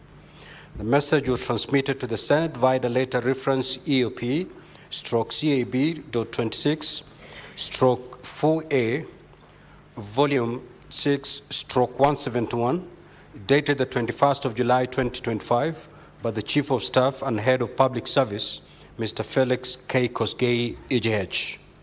Pursuant to the said standing order, I now report the message. You are most graciously notified that His Excellency the President has, in exercise of the constitutional prerogative vested in the head of state and government, made a nomination to the membership of the Central Bank of Kenya. This presidential action is pursuant to Section 11(2) of the Central Bank of Kenya Act, Cap 491, Laws of Kenya, which states as follows. The chairperson and directors shall be appointed by the President with the approval of Parliament. In that regard, and in accordance with Section 5 of the Public Appointments Parliamentary Approval Act, Cap 7F of the Laws of Kenya, kindly be pleased to receive the nomination of Mr. Pius Angasa for appointment as a member of the Board of Directors of the Central Bank of Kenya for consideration by Parliament. To facilitate the consideration and approval processes of the August House, we are pleased to submit Certificate of Presidential Nomination number 8 of 2025, along with the curricula vitae and testimonials of the nominee. In light of the Central Bank of Kenya's crucial role in formulating and implementing monetary policy to achieve them and maintain price stability, Parliament is kindly requested to prioritize the consideration of the nominee. Now, Honourable Senators, the period on the matter that is now before Parliament starts running upon the Speakers of the Houses of Parliament, committing the name of the nominee to the relevant committees in the Senate and in the National Assembly. Standing Order 771 of the Senate, Standing Orders provides that upon receipt of a notification of nomination for appointment to a public office under the Constitution or any other legislation which requires approval by the Senate, the nomination shall stand committed to the relevant standing committee for consideration. This being the case, the message from His Excellency the President, together with the CV and testimonials of the nominee, stands committed to the Standing Committee on Finance and Budget for approval hearing. The committee will hold the approval hearing jointly with the Departmental Committee on Finance and National Planning of the National Assembly in accordance with the provisions of Central Bank of Kenya Act, the Public Appointments Parliamentary Approval Act, and the Standing Orders of the Houses of Parliament.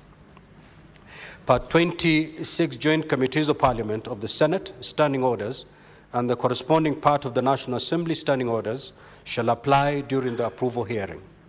I direct the committees do expeditiously consider this matter and to table a report thereon. I thank you. Next order. Order number 4, petitions. Order number 5, papers. The Senate Majority Leader.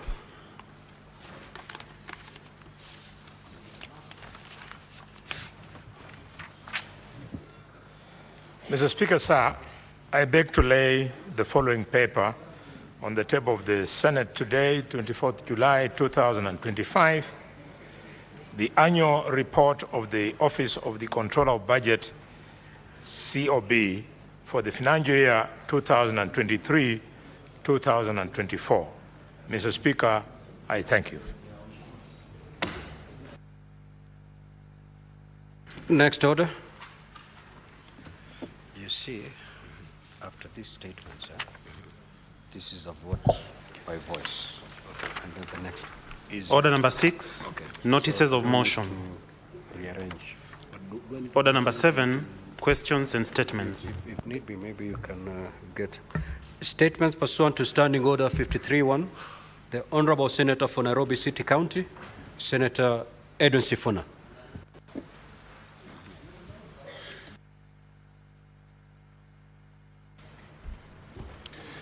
Honourable Speaker, thank you for the opportunity. I have two statements. I request that I take both of them at once. First, Honourable Speaker, on security situation inside the Kenyatta National Hospital and other public health facilities. I rise pursuant to Standing Order 53-1 to seek a statement from the Standing Committee on Health on a matter of national concern regarding the security situation inside Kenyatta National Hospital, following the gruesome murder of 2 patients, one in February and another one in July, both occurring within the same ward. These tragic incidents raise grave concerns about the adequacy of the security protocols at KNH and other public health institutions. They also expose broader safety gaps that put both patients and medical personnel at risk and raise a disturbing possibility that serial criminals may be operating from within public spaces. In that statement, the committee should address the following. Number 1, the number and the nature of deployment of security personnel across all the wards and sections of KNH, including whether this deployment is adequate.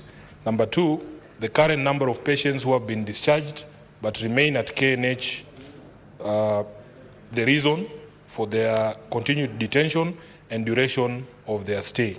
Thirdly, the existing security protocols in public hospitals concerning discharged patients who remain within the facilities, including the Ministry of Health's plan in addressing the continued detention of patients due to unpaid medical bills. My second statement, Honorable Speaker, is on the increase in university accommodation fees. Mr. Speaker, sir, I rise pursuant to Standing Order 53-1 to seek a statement from the Standing Committee on Education on a matter of national concern regarding the sharp increase in the university hostel accommodations fees across public universities over the past 4 years. Mr. Speaker, public universities in Kenya have traditionally offered affordable accommodation to students, particularly those from low-income backgrounds. However, in recent years, the cost of on-campus accommodation has risen significantly, placing a heavy financial burden on students and their families. This increase has had a far-reaching implications, particularly on vulnerable students who are now forced to seek cheaper, often unsafe housing alternatives outside the university premises.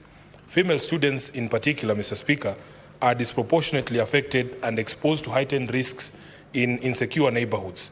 This situation undermines not only the right to education, but also the right to dignity and safety for learners. In the statement, the committee should address the following. Number 1, the justification behind the increase in accommodation fees in public universities, especially in light of the prevailing economic hardships and the need to ensure affordability and safety for all students. Secondly, the current state of infrastructure in university hostels, including the level of repair and maintenance of existing accommodation facilities. Third, an analysis of the current student populations compared to the available on-campus accommodation spaces and the plans, if any, that exist to expand and upgrade student housing in public universities. And lastly, Honorable Speaker, whether the Higher Education Loans Board intends to revise or enhance student loan disbursements to better support students in meeting essential needs such as accommodation, food, and transportation in view of these increases. I thank you, Honorable Speaker. Senator Chute, Senator from Marsabit County.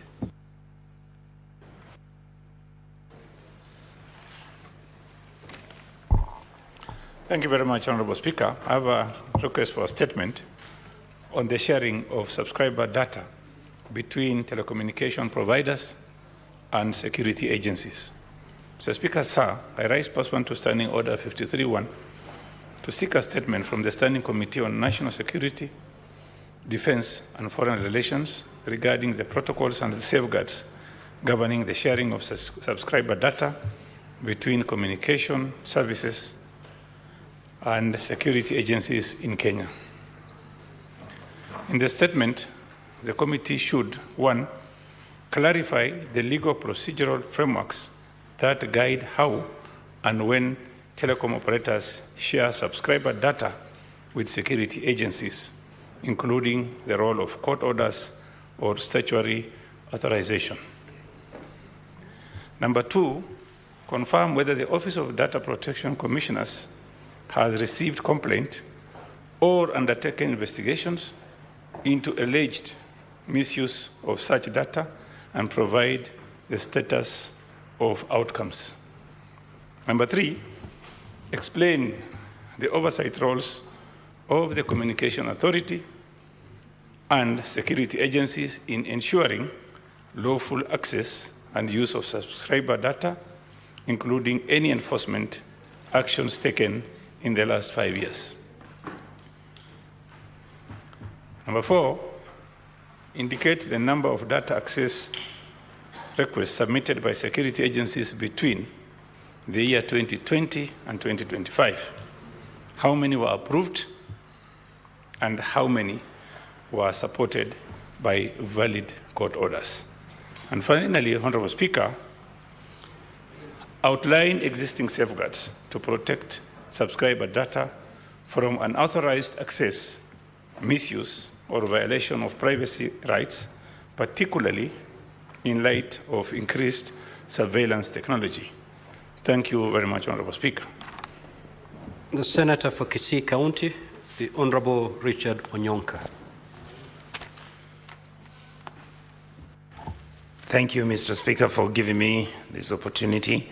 I rise pursuant to Standing Order 53-1 to seek a statement from the Standing Committee on Roads, Transport and Housing regarding the Kenya National Highways Authority, KENHA, recent announcement on the expansion of Kiambu Road into a 4-lane highway and the controversial provision that only Chinese contractors or consortia led by Chinese firms are eligible to apply for these contracts. Mr. Speaker, in its public advertisement, KENHA invited bids for the Kiambu Road expansion project, but included an explicit requirement restricting eligibility to Chinese contractors or firms led by Chinese entities. Mr. Speaker, this condition raises serious concerns about the fairness, inclusivity, legality of this procurement process, particularly in view of our constitutional principles on competition, non-discrimination, and value for money in public procurement. In that statement, Mr. Speaker, the committee should address the following. Explain the rationale behind KENHA's decision to limit eligibility for this project to Chinese contractors only, or a consortium led by Chinese firms. Number 2, for the committee to clarify whether this requirement aligns with the Kenya procurement laws, including the Public Procurement and Asset Disposal Act, and whether it complies with any applicable bilateral or multilateral funding agreements. Number 3, Mr. Speaker, the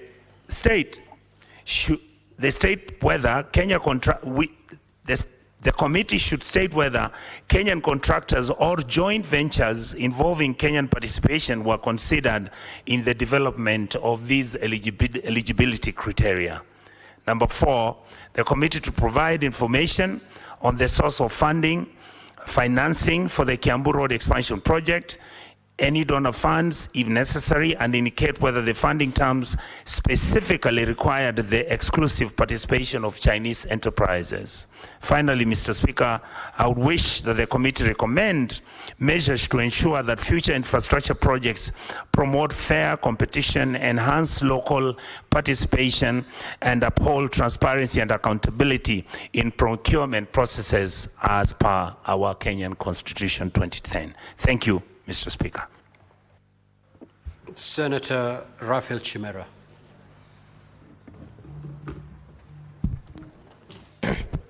Thank you, Mr. Speaker. Mr. Speaker, this is a request for a statement on the quality and durability of solar energy products sold to residents of Kwale County. Mr. Speaker, sir, I rise pursuant to Standing Order 53-1 to seek a statement from the Standing Committee on Energy on a matter of county-wide concern regarding the quality and durability of solar energy products such as Solar Panda Delight sold to residents of Kwale County. Mr. Speaker, sir, residents in many rural parts of Kwale County lack access to grid electricity and have to rely on solar-powered lamps supplied by solar energy solution providers for some of the energy needs. However, the residents have expressed concern that these lamps often become faulty after a short period, and that due to lack of repair services, they are forced to purchase other units. In the statement, the committee should address the following. Number 1, Mr. Speaker, whether their government sets technical standards or certification requirements for solar energy products sold in Kenya, aimed at ensuring safety, proper performance, and longevity. Number 2, whether there are mechanisms in place to monitor the performance of the products after sale and to ensure adequate after-sale support, including provision of spare parts and repair services by respective suppliers.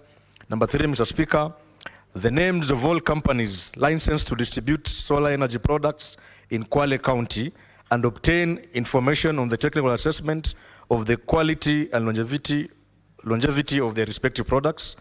Number 4, Mr. Speaker, whether each of the companies' providers repair and offer after-sales services, and if not, obtain the reasons for the same, as well as the steps being taken to remedy the situation. And lastly, Mr. Speaker, the steps the national government is taking to connect all undeserved areas in Kwale County to the national electricity grid or alternative reliable off-grid energy systems to reduce reliance on private energy solutions. I thank you, Mr. Speaker. Statement pursuant to Standing Order 57-1, the Senate Majority Leader.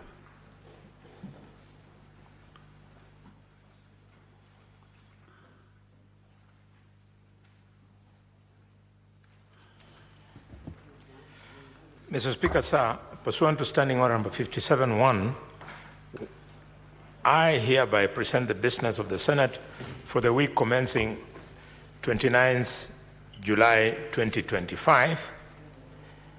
Mr. Speaker, before I proceed to the statement, allow me to take this opportunity to laud honorable senators for ensuring the passage of the County Allocation of Revenue Bill, Senate Bills number 9 of 2025, and the Equalization Fund Appropriation Bill, Senate Bills number 7 of 2025.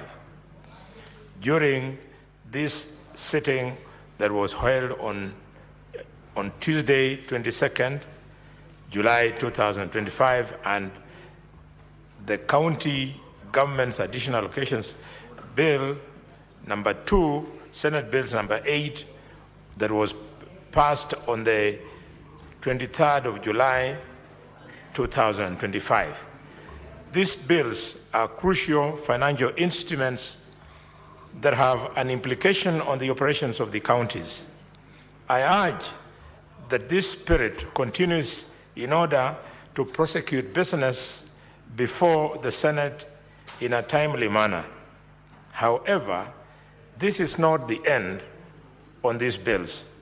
I undertake to engage the leadership of the National Assembly to ensure expeditious consideration of bills. Mr. Speaker, as of now, this is the status of legislative business. 1, 55 bills, of which 37 are at the second reading stage and 18 are at the committee of the whole stage, are pending for consideration. 2, 31 motions are pending conclusion. 3, 28 petitions are pending conclusion by respective committees, out of which 19 are due for reporting. And fourthly, 505 statements pursuant to Standing Order number 53-1 are under consideration by the respective standing committees. Honorable Senators will observe that business listed on orders number 12, 13, 14, and 15 are motions on reports on petitions, which are subject to time pursuant to Standing Order number 238. I urge the respective movers of those motions to remain in the chamber to prosecute that business. Mr. Speaker, sir, on Tuesday, 29th July 2025, the Senate Business Committee will meet to consider the business for the week. The tentative business for that day will include business not concluded from today's order paper, as well as business indicated on the notice paper. The tentative business for the morning sitting on Wednesday, 30th July 2025 will include questions to Cabinet Secretaries as approved by the Senate Business Committee, as well as motions. The questions scheduled include the following. Question 84 to the Cabinet Secretary, Ministry of Cooperatives and Micro, Small and Medium Enterprises, Development by Senator Professor Margaret Kamar, EGH MP. 2. Questions number 13 and number 18 to the Cabinet Secretary for Interior and National Administration by Senator James Morango, MP. Question number 26 to the Cabinet Secretary for Interior and National Administration by Senator Dr. Boni Khalwale, CBS, MP. Question number 28, 29, and 80 to the Cabinet Secretary for the Interior and National Administration by Senator Professor Tom Ojenda, Senior Counsel, MP. Question number 41 to the Cabinet Secretary for Interior and National Administration by Senator Daniel Mazo, EBS, MP. Question number 44 on the Cabinet Secretary for Interior and National Administration by Senator Edwin Spooner, CBS, MP. Question number 49 to the Cabinet Secretary for Interior and National Administration by Senator Shakil Abdallah, MP. Question number 51 to the Cabinet Secretary for Interior, National Administration by Senator Catherine Muma, MP. Question number 54, 56, and 59 to the same Secretary by Senator James Lomenen, MP. Question number 62 to the same Cabinet Secretary by Senator Joyce Korir, CBS, MP. Question number 72 to the same Secretary by Senator Kaduri Murungi, MGH, MP. And question number 94 to the same Secretary by Senator Justice Retired Stuart Madayo, EGH, MP. Mr. Speaker, the tentative business for the afternoon sitting on Wednesday, 30th July 2025 will include business not concluded from Tuesday's order paper and the following businesses. A, bills that are at the second reading stage. The county government's state officers' removal from office procedure bill, the county government's Senate bills number 39 of 2024, and the street naming and property addressing systems bill, Senate bills number 43 of 2024. B, bills that are at the committee of the whole, namely 1, the early childhood education bill, the local content bill, the street vendors bill, the county library services bill. The labor migration management bill, the sports bill, the public fundraising appeals bill, the heritage museums bill, the environment laws bill, the statutory instruments bill, the county government's elections laws bill, the sports amendment bill, Senate bill number 45 of 2004. And then C, motions.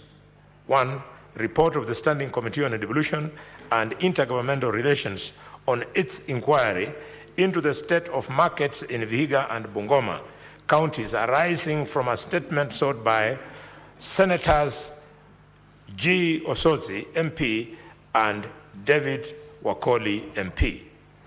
2, progress report of the Standing Committee on National Cohesion, Equal Opportunity, and Regional Integration on an inquiry into the diversity and inclusivity in the staff composition of state agencies in Kenya. And 3, report of the Standing Committee on Energy on the county oversight and networking engagements in Wajir County. Mr. Speaker, sir, the projected business for Thursday, 1st July 2025 will include business not concluded for Wednesday's order papers and any other business scheduled by the certain business committee. And finally, Mr. Speaker, I thank you and do hereby lay this statement on the table of the Senate. Thank you, Mr. Speaker. Now, honorable senators, I will allow comments for 20 minutes. If you get the floor, kindly take not more than 2 minutes to contribute. Senator Fonandi, Senator Chirake.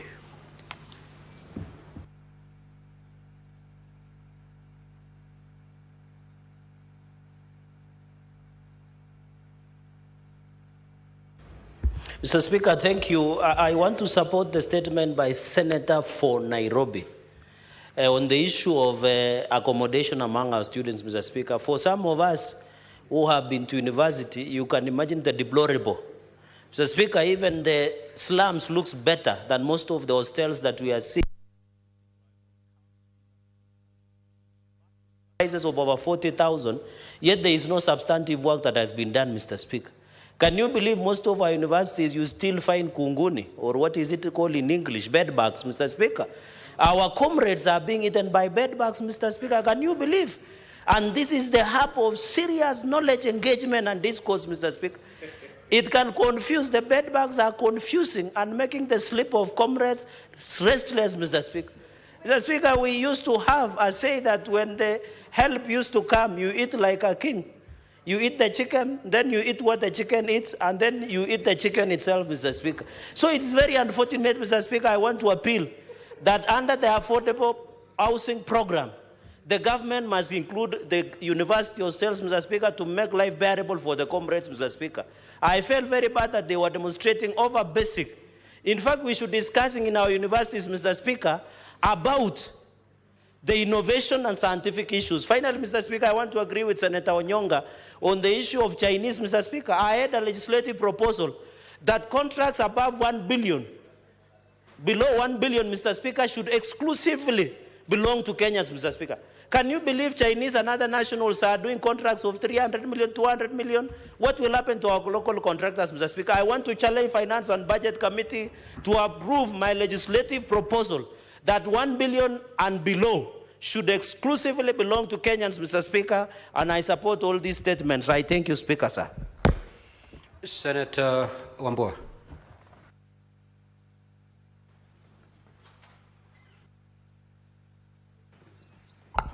Thank you, Speaker. Mr. Speaker, I rise in support of the statement by Senator Sifuna on the matter of the cases of killings happening at Kenyatta National Hospital. Mr. Speaker, it is a very, very sad situation that the biggest teaching and referral hospital in Kenya, where patients are supposed to feel safe and secure, they are now living under fear because they don't know who is the next to be attacked within the facility. The Speaker, something needs to be done and be done very, very quick to salvage the image of that institution. The Speaker talking about safety. The Speaker, even in our own precincts in Parliament, the Speaker, I had an incident this afternoon. I was sitting having lunch with a colleague, and somebody walks to us and says to me that, "You look familiar. Are you a member of some funny organization that he mentioned? I don't know which one." I said, "I'm not." And he says, "I'm sorry. I thought you were the one." And he goes. Mr. Speaker, we also need to ensure that members within the precincts of Parliament are also safe. We are having a lot of people accessing the precincts of Parliament, which is okay, Mr. Speaker, but it should be done in a way that we are also safe and secure. We don't want a situation like the ones happening at Kenyatta National Hospital to happen within the precincts of Parliament. Mr. Speaker, that should be taken very, very seriously. I thank you, Mr. Speaker. Senator Bone. The issue raised by the Senator of Nairobi on the cost of accommodation at the university is very serious.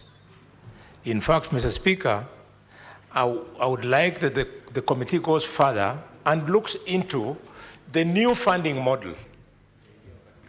Mr. Speaker, the new funding model, when universities heard that that model has been brought into effect, they responded by raising the fees. Allow me, Mr. Speaker, just to bring to the attention of the House. I've been pursuing this disaster, and I've found that faculties have increased school fees by as high as 138% in the Faculty of Engineering, 105% in the Faculty of Veterinary Medicine, as high as 81% in the Faculty of Medicine, and so on and so forth. Mr. Speaker, the net effect is that the cost of university of education, whereas the old model was allowing parents to pay that small fee, but with this increment, even with the government paying the higher fee, using the means of testing, children are not able to pay. We have to look at it critically and ask ourselves, do we want this to be a country of people who come from the wash background, or do we want a country that will have young professionals like Eddie, good education, a guy who may... Senator Kavindu. Senator Kavindu. Asante Bwana Spika kwa kunipa fursa hii nichangie kwenye statement hizi, and especially hii imeletwa na Sifuna, seneta wa Nairobi, kuhusu usalama wa wagonjwa pale Kenyatta National Hospital. Bwana Spika, inahuzunisha sana kwa sababu mgonjwa utoka nyumbani aende hospitalini, atibiwe, apone, aregee nyumbani akiwa mzima.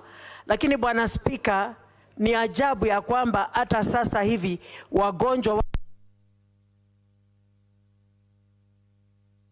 kama ng'ombe, kama mbuzi, mtu anakatwa shingo kabisa mpaka kufa na kwa hospitalini, hata kupona kwao itakuwa si rahisi sana, kwa sababu wako na hofu ya kwamba wao ndio watachinjwa next. Bwana Spika, tuko na security wengi sana, na sioni ni kwa nini hata hii ministry ya health hawawezi kuitisha security wa kutosha kukaa pale ili kulinda usalama wa wagonjwa. Na hii inamaanisha kwamba hata sisi tukitembea huku nje na kila mahali pengine hakuna usalama, kwa sababu ya hao watu ambao ni waovu. Na pia hii ya kwamba Bwana Spika, wagonjwa wanapona, wanakaa pale hospitalini bila kuwa discharge. Wengine wao wanasemekana wana kwao. Hakuna mtu ambaye hana kwao. Na pia serikali inatakana iangalie watu kama wale, iwajengee homes za kuweza kupelekwa na kukaa pale kama nyumbani. Na wale ambao hawaondoki hospitalini kwa sababu ya kukosa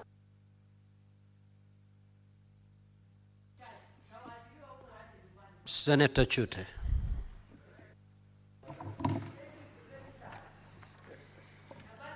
Thank you very much, Honorable Speaker. I rise in support of the statement by Senator Onyonka. Honorable Speaker, he brought up some very important issues. The issue is not a problem in Kiambu only, the road on Kiambu. It is in the country. The problem we are faced with is Chinese companies are being given contracts. You can find Chinese traders doing some work, doing in markets like Chuka, Meru, Marsabit, Chinese. And Honorable Speaker, there is an issue brought by Chergey. He says anything above, anything below 1 billion should be done by locals. Honorable Speaker, I want to The companies that are working in Kenya today on roads and building are mainly Chinese. And if you look at those companies, Kenyan companies who are working in Kenya, have got pending bills to the tune of, in the counties, about 156 billion. Nationally, 426 billion. Most of these monies are supposed to be paid to local contractors. The Chinese contractors can afford to wait for the monies because they are being financed by the government. What about the local contractors? They are suffering. Honorable Speaker, the other days there was a riot in Kenya. The shops were looted. People are complaining about shops that are looted. Unfortunately, that is a problem, yes. But after a few days, the insurance compensated them. Honorable Speaker, local contractors are being given jobs and they are not being paid. There is no insurance that will pay for monies that are supposed to be paid by the government. So, Honorable Speaker. Senator Richard Onyonka.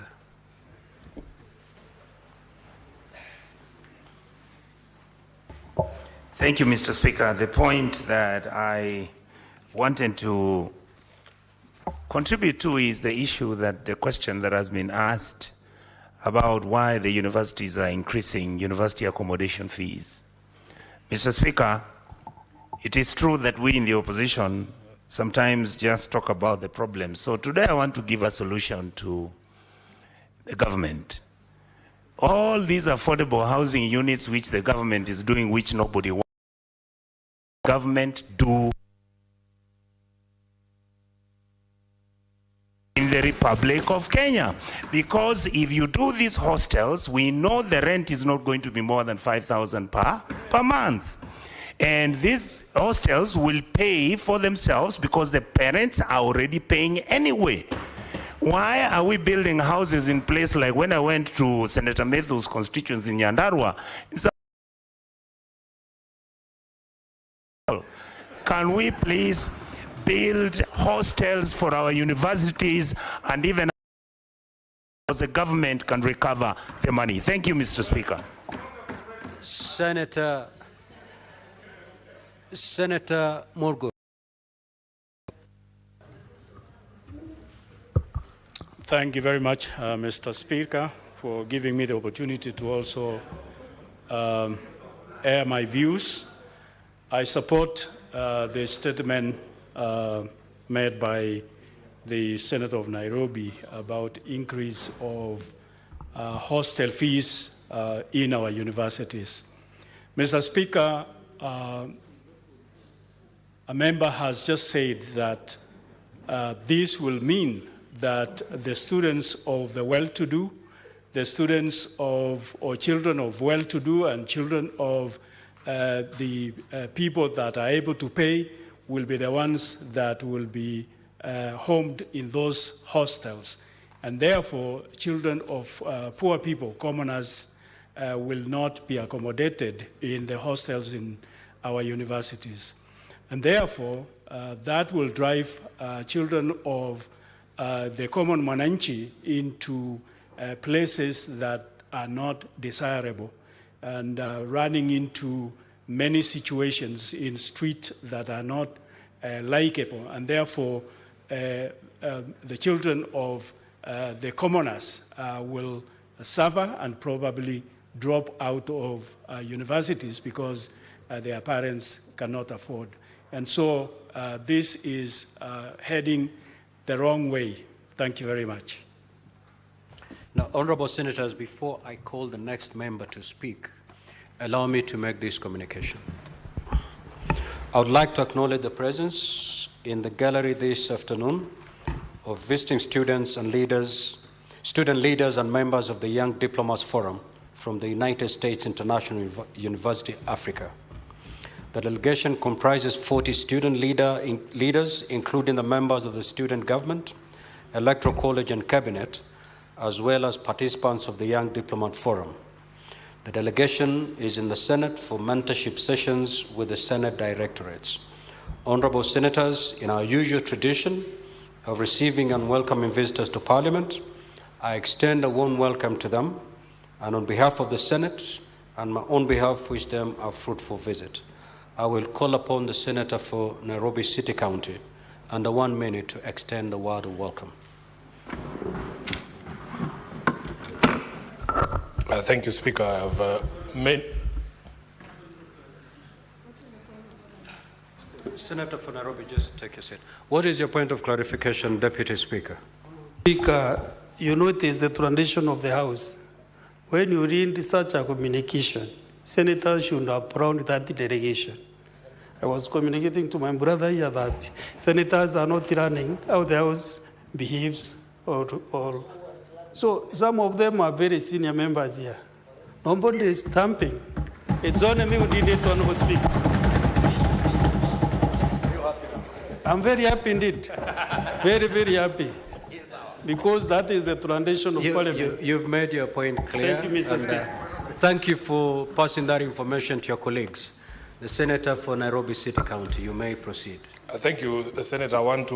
Speaker, I want to alert the Senator from Meru that there is another tradition that when delegations come to visit us, we must buy them lunch. And now that you have insisted on the traditions of this House, the students from the USIU must know that lunch today will be from the Senator for Meru. Honorable Speaker, yes. And if he tries to feed you any brown beans, tell him in Nairobi only recognize KFC.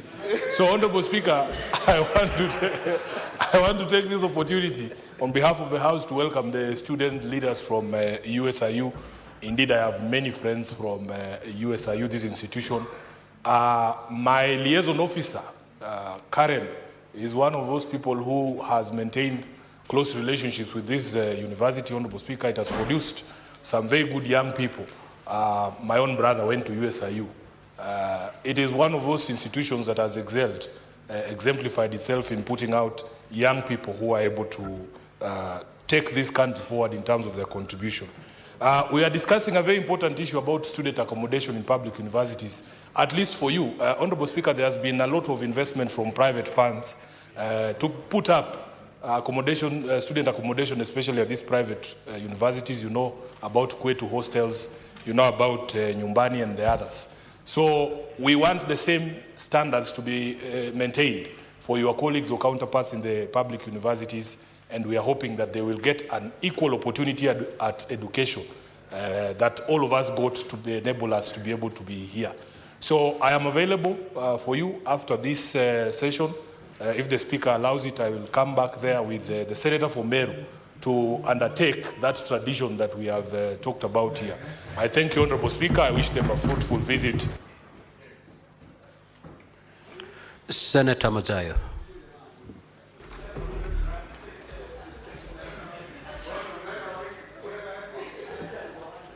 Asante mstahiki Speaker.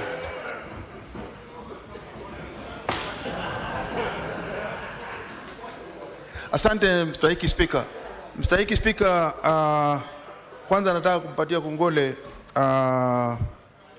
mwandishi mkuu wa chama cha ODM ndugu yangu Sifuna na vile vile Senator. What is your point of order, Senator for Homa Bay?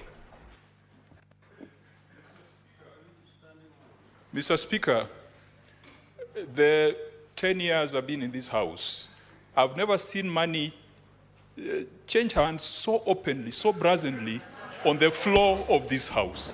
Mr. Speaker, this House is degenerating into that market where Jesus came in and whipped everybody and threw them out. Mr. Speaker, could you declare the Deputy Speaker to be completely out of order for flashing money, crossing, coming across the aisle, handing over money to Senator Sifuna? We do not know for what reason he's handing over the money. Maybe he's bribing Sifuna to go and burn the House again tonight on TV. Mr. Speaker, could you just declare that habit completely out of order? We cannot be doing money exchange in this House. We cannot be doing those things that Senator Dulo was calling Sokohuru in this House. It is completely demeaning and unbecoming, Mr. Speaker, for us to be flashing and doing commercial transactions in this very hallowed chamber. Senator for Homa Bay. Unfortunately, the Speaker did not see it. And And for me to rule on that matter, it requires evidence. And you know, if you need to require evidence, you know the route we'll take. We'll have to put the Deputy Speaker under oath so that he can also defend himself, a route that is not that desirable. So let's leave the matter where it is. Proceed, Senator Mazaya. Asante mstahiki Spika. Mstahiki Spika, kwanza nataka kumpatia kongole ndugu yangu Sifuna kwa sababu ya kuleta hii taarifa ambayo inahusikana na mambo ya ulinzi ndani ya Kenyatta National Hospital. Bwana Spika, kama kuna hospitali kubwa ndani ya Kenya ambao kila Mkenya anaitegemea, hata akiwa mgonjwa katika kama ni kule tunaita Makadara ambao ni Coast General Hospital, ama akiwa mgonjwa huko akiwa Kisumu, ama akiwa Northeastern, sote tunategemea hii Kenyatta National Hospital kama hospitali ambao iko na madaktari wa kudumu, wale madaktari ambao wanajua kila kitu, ambao wanaweza kutibu huyo mgonjwa. Leo hii ni jambo la kusikitisha kwamba mtu anaweza kukatwa kama kuku, kichwa kinakatwa, kinatolewa, na alafu huyo mtu aliyefanya namna hiyo hawezi kushikwa akapelekwa kotini, ama akashikwa ama akaonekana na kila mtu. Paka hivi juzi wameshika mtu ambaye hatujui kama ni yeye ama si yeye. Huyo mtu ameshakataa hiyo maneno, akasema si yeye. Sasa tunauliza kitu kimoja. Tunataka Bwana Spika, tunataka serikali jambo kama hili na hii komiti ambayo itapewa hii taarifa ili iweze kuchukua hatua na kuangalia ni nini. Bwana Spika, ni jambo la kusikitisha hivi sasa tukisema kwamba hakuna utetezi wa aina yoyote kwa wagonjwa ndani ya Kenyatta National Hospital. Nataka hatua ichukuliwe haraka iwezekanavyo ili wale wagonjwa yoyote atakaye kwenda pale awe ana uhakika wa maisha yake na ugonjwa wake atatibiwa kisawasawa na atapona na atarudi nyumbani. Asante Bwana Spika. Senator Kisang.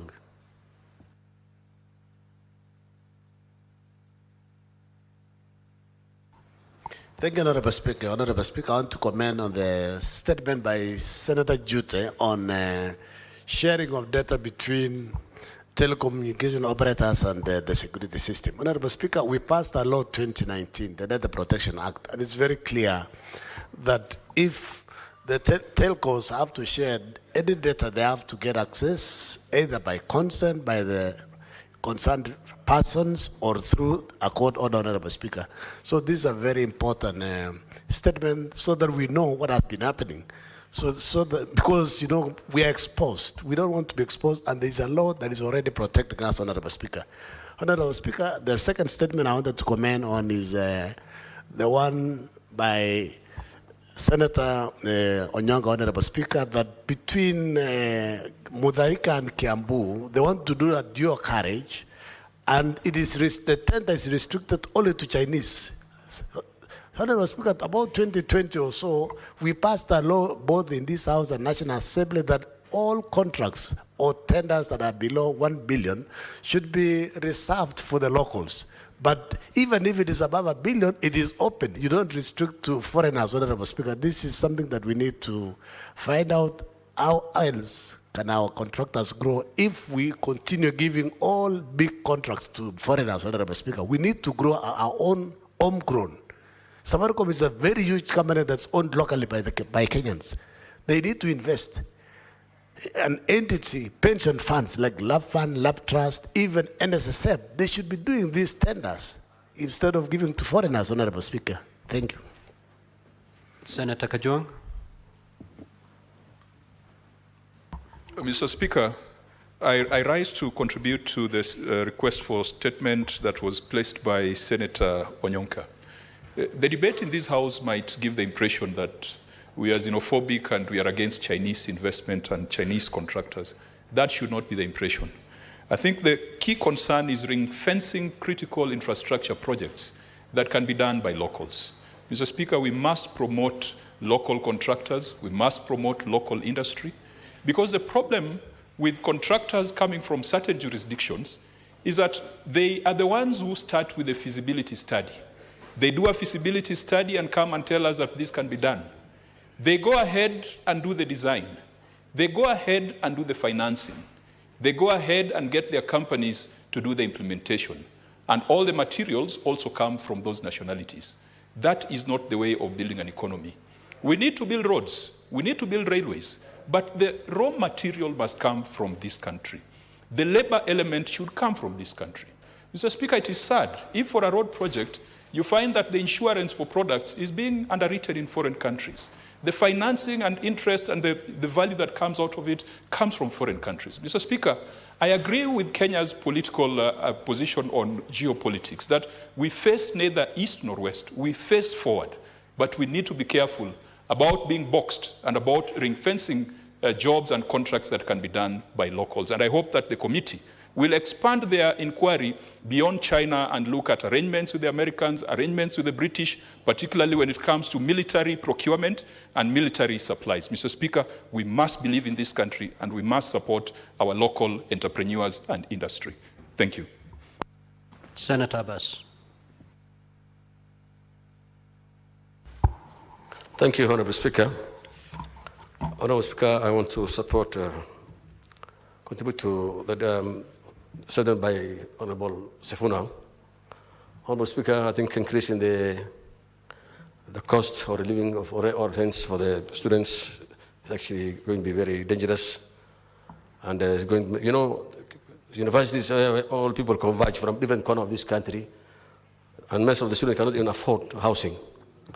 And many of them now will end up into, living into formal settlements, and they adopt a lot of funny characters. So most of them because they are not even exposed so much to life in Nairobi. And therefore, many will be now prejudiced even their life. You see, many ladies are now, young ladies are being killed in the hostels, funny hostels and hotels and lodges. So I think it's increasing the rents, the hostels money is not proper. And I think it's advisable that currently we have so many low-cost houses being built. The university now should be given some of these houses so that they can be able to provide a subsidized accommodation to the university students. Also, I want to support the settlement of Honorable Chute. Honorable Speaker, these days we have what we call data communication authority. And therefore, we need to protect the data of all communication that has been done by the people. I think we need this also. It's constitutional right to have privacy for all the data that we have. These days, you see, many people have been kidnapped and in the funny places, and they've been taken all corners of the world, of the country, and therefore, as a result of that, we need our data to be protected. Thank you, Mr. Speaker. Senator Endokech, Senator Catherine Muma. Thank you, Honourable Speaker, for the opportunity to contribute to the statements, and I'd like to contribute to the two statements by Senator Sifuna. Honourable Speaker, the national government is in charge of very few, less than 10 facilities. It is so disturbing that Kenyatta National Hospital will be in the state in which it is, and that it will be that unsafe that people would be murdered in that institution. Mr. Speaker, even beyond that, the physical state of the Kenyatta National Hospital is actually, in some instances, even dangerous to patients who are in that hospital.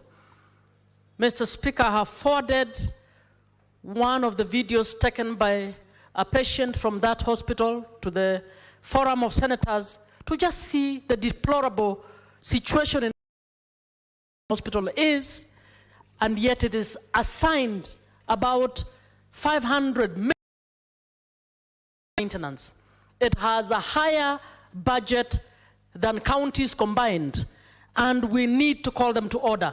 Mr. Speaker, this is an urgent issue that needs to be taken seriously by the Committee on Health. On the issue of hostels, I totally support what Senator Onyonka says, that as we create and increase more universities, we need to have intergovernmental conversations to ensure housing development is prioritized for universities and a standard charge is given per households and rules put in place to ensure that the most needy children or the most needy learners get the first priority to go to those.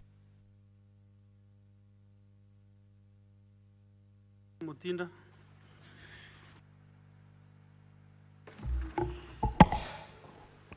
Thank you, Mr. Speaker. And I rise to support the statement by my Nairobi Senator, Senator Sifuna, in regards to the security issue at Kenyatta National Hospital, Mr. Speaker. Mr. Speaker, currently I sit as a member of the Health Committee.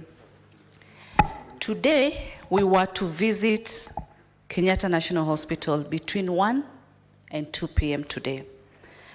Apparently, we didn't manage because we had the stakeholders of Kenyatta University Teaching and Referral Hospital, Kenyatta University on the issue whereby the students had not been able to utilize the hospital for their training. And it has really taken quite our time, but we had seek permission from the Speaker to visit Kenyatta National Hospital today to be able to look into this issue. How today we have patients being murdered in a hospital, and not just any hospital, Mr. Speaker. A referral hospital, one of the biggest referral hospitals, not only in this country, but in this city, Mr. Speaker. It is very, very discouraging. I've also seen what Senator Muma has shared on our Senate wall, as far as, again, the deplorable state of Kenyatta Hospital is concerned, Mr. Speaker. I want to assure members that this is a matter that as a committee, we are giving very high priority to be able to get into the bottom of the issues that are happening at Kenyatta National Hospital, and we'll be able to give a report to this House, because it's even more than the issue of the security, Mr. Speaker. Even the state, the condition of a hospital like Kenyatta